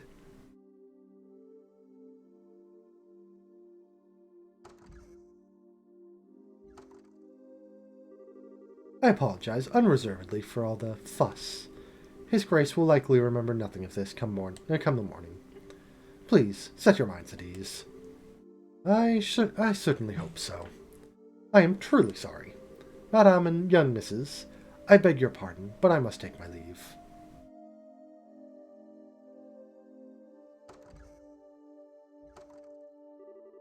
I feel so badly for him. He truly seems to bear the weight of the world on his shoulders. Oh, do you know Mr. Philip personally? Yes, ever since we were children. Though not nearly as well as we once did, thanks to the one he serves. I see. He sure seems to be like he's nervous all the time, doesn't he? I'll bet that everything between the Duke and the Colonel has him completely on edge. Probably, yeah. By the way, is that you were saying earlier about me being the popular one? The Duke certainly seemed awfully fond of you. Please, I'd like to keep my food in my stomach, thank you. Oh, right. Back to before. I feel like I'm missing something. Why would the Duke want tea so late? Well, you see... Estelle, allow me to elucidate the matter of tea and why gentlemen should never request it in polite company. Huh? Come closer. Hilda whispered something into Estelle's ear. Now do you understand? Yes. Hopeless. Completely hopeless. Thanks for everything, both of you. If not for you, I don't know what we'd have done. Please, it was the least we could do in Her Majesty's service. I only ask that you complete the requests she made of you. I feel the same way. I beg of you, do everything in your power to save the princess. Oh, are you one of her royal retainers? Yes, I regret that I rarely get the chance to serve her directly. She's so kind and open, she always treats me more like a friend than a servant. The thought of her being held captive keeps me up at night. I understand. Well, you can rest easy now, because now that we're on the job, we'll save her. Shall we be going? Okay. We're going to save here just for the sake of possibly coming back for dialogue if we want. What, might I inquire, are you doing at this late hour? Ah! Captain Amalthea. Good evening. I realize that you've been invited here, but don't you think it a bit late for you kids to be out walking around? Please, pardon us. We've simply never been in a castle like this, and we couldn't resist the urge to take a look around. Oh, that's certainly understandable. So, where were you half an hour ago? Please enlighten me, if only for my own edification.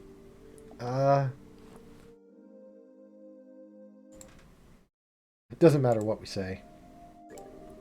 Aha, I admire your honesty. So let's not waste time on games. I did, in fact, receive several reports of you going in and out of the maid's quarters. Do you not think it a bit odd to be looking around in that particular place? What? You don't think that questioning someone like that... you don't think that questioning someone like that, when you already have the facts, is a little cruel. I'll take that as a compliment. So, what business have you in the maid's quarters? I suggest you answer honestly. Well, Oh, Estelle, Joshua. You've been here the whole time. Zin?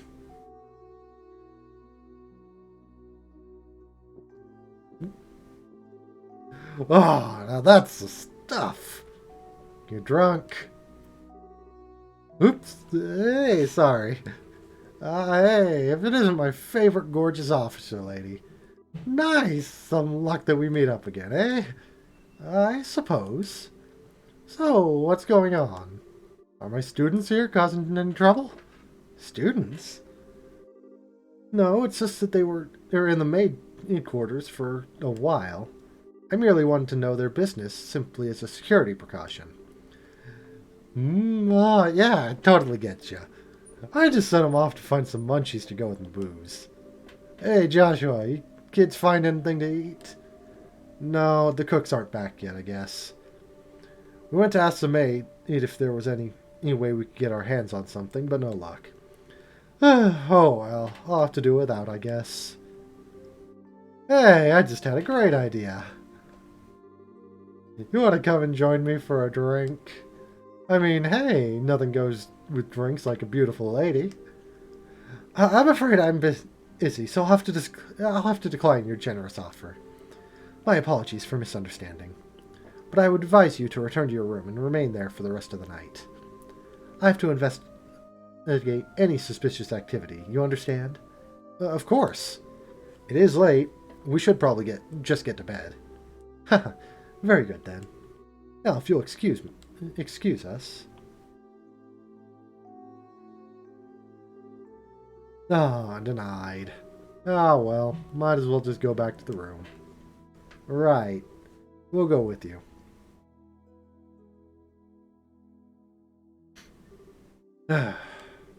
Looks like we managed to convince her, at least. What? Zen, aren't you drunk? I was acting drunk. I haven't had a single drop. No way! Your face had even gone all red. He focused on making his blood circulate better, which made it look like he was intoxicated. It's done with some kind of Eastern martial arts breathing exercise, right? Ah, I'm surprised you're familiar with it.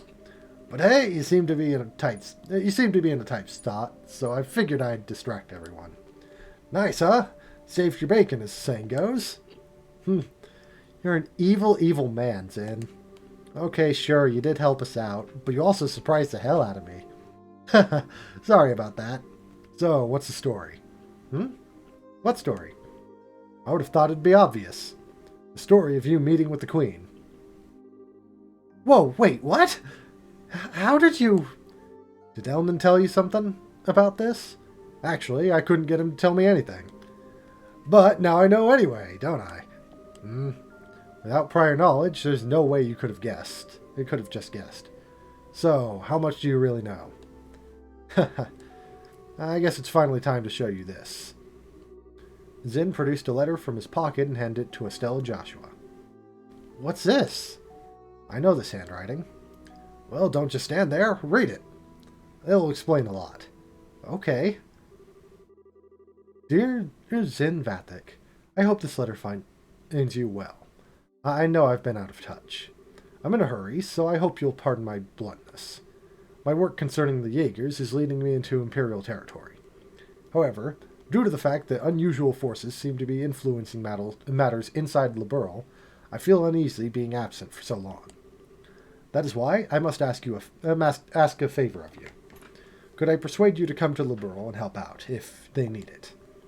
Since you haven't been to Liberal before, perhaps you could think of it as a recreational trip.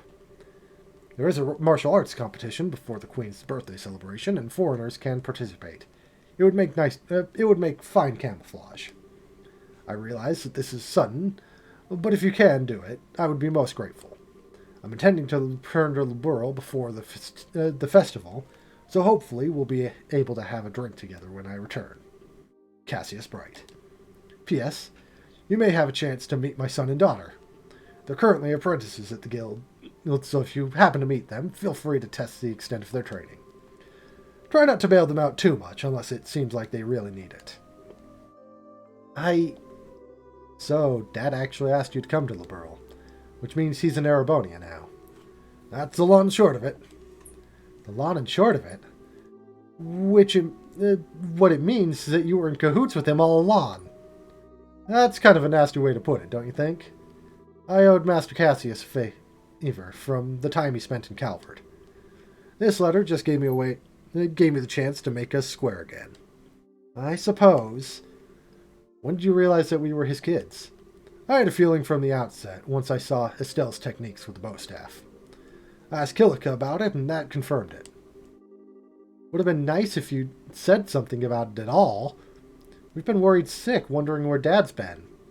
I know, and I'm sorry I haven't said anything. But I got the impression from the letter that he was trying to keep his whereabouts secret. Still, you're definitely his kids, alright? If you can pull off a job as big as sneaking an audience with the Queen. I suppose so. He knows this much, it wouldn't hurt to tell him everything, right? I agree, it would probably be best to fill us in on everything. It's a bit far-fetched to say that we could put an end to this whole situation on our own, after all. Stella and Joshua told of how they managed to speak directly with the Queen, as well as the Queen's request to safely rescue Princess Claudia. I see. I thought something seemed a little off when everyone was talking at the party. Alright then, I'll help you out with that little request. What? You will? Yep. I think this is the ideal opportunity to settle my debt to Master Cassius. Please, let me help you. We'd be glad. Thank you, once again.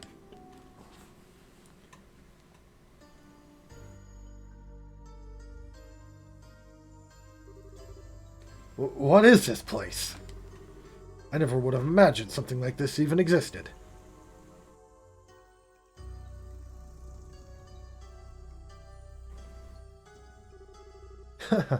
It's larger than I expected. Lieutenant Lawrence, if you'd be so kind as to show us the way to the lowest level. Yes, sir.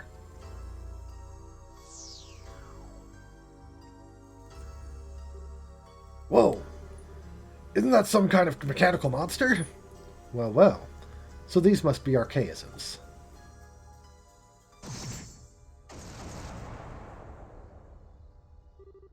Holy shit! You took out that thing in a single stroke.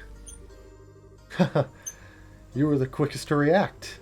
You are indeed truly a force to be reckoned with when you don't hold back. You flatter me, sir. You flatter me, sir. Your quick-draw technique, as well, was quite remarkable to behold. I can see that you've studied under the Divine Blade himself. I am humbled. I still have a long ways to go before I can really humble anyone, I'm afraid. But time waits for no man. The skills I possess now will have to be enough. My strength may be meager, but I must forge this kingdom's future with my own two hands. My brave men! The way to the ultimate power is opened. A bright new dawn approaches our beloved Liberal. I expect only the best of each of you. By your orders, sir. We of the Special Ops will work as one for the Colonel. For the glory of Liberal. For the glory of Liberal.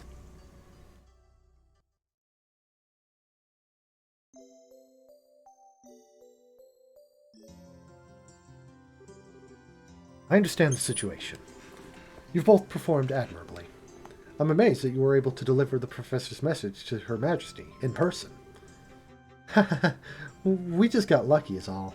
The real question is, how much longer is luck going to be on our side? Yes, we're really going to have to stay focused. If you understand that already, then there's nothing more I need to tell you. In any case, we can consider Professor Russell's request to be fulfilled. Please accept this as compensation for a job well done. Yep, and we got everything we needed from that. Now then, Zen.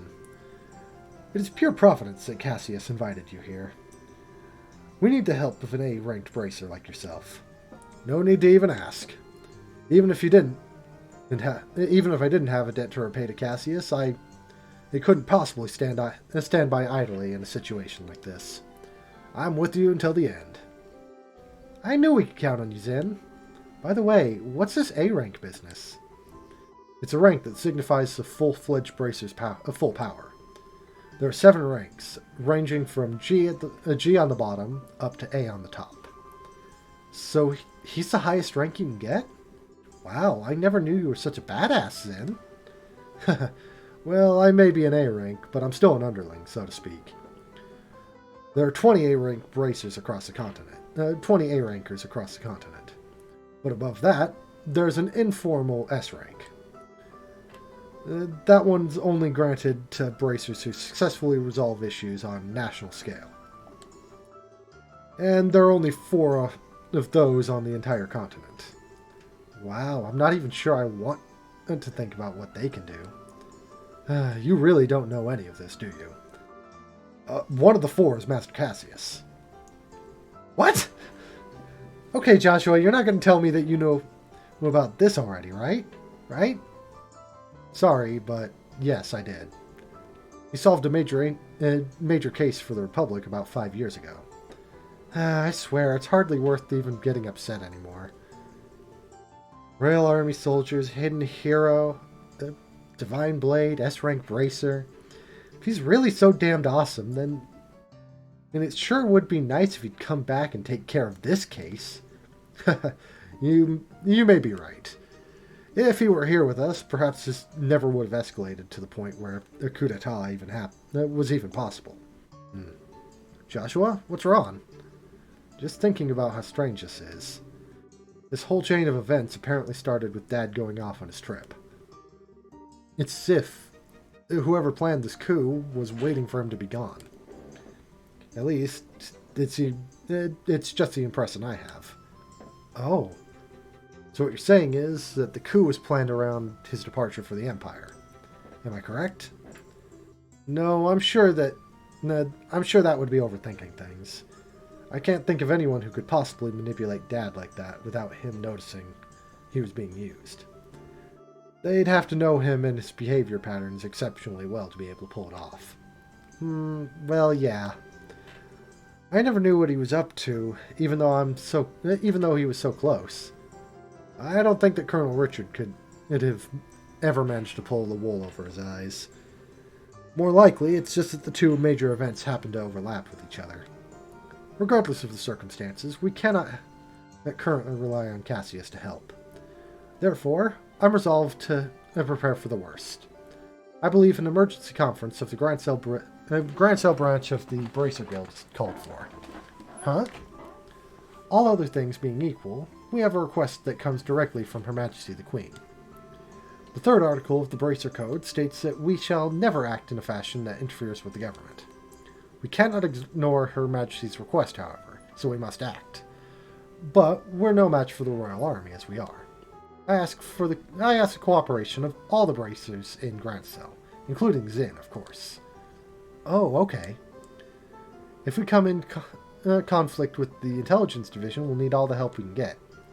Ideally, we should have cooperation of the other branches, but the checkpoints have been completely sealed off as of today.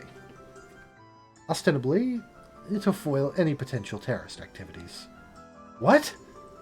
So basically, it amounts to martial law. So the enemy is finally moving at full tilt. This may be to stifle any activity on the part of the Royal Guardsmen in hiding, as well as ourselves. Yeah. Let me finish already!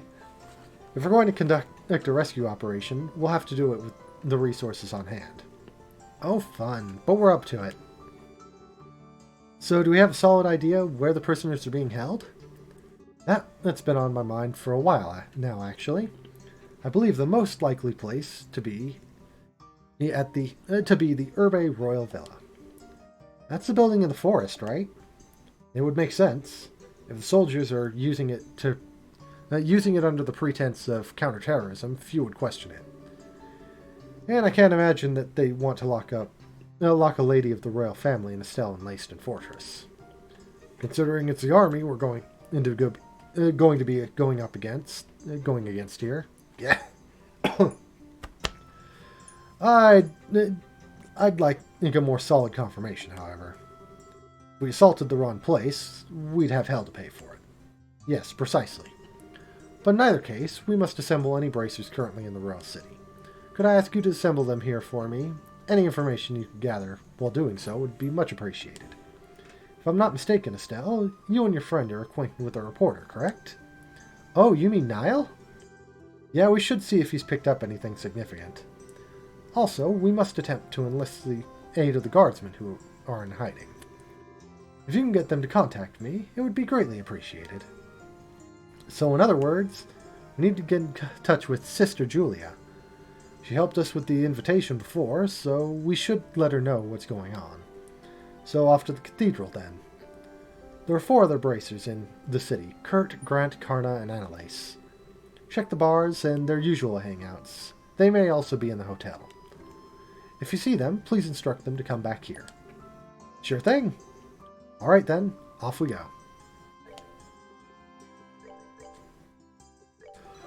Alright.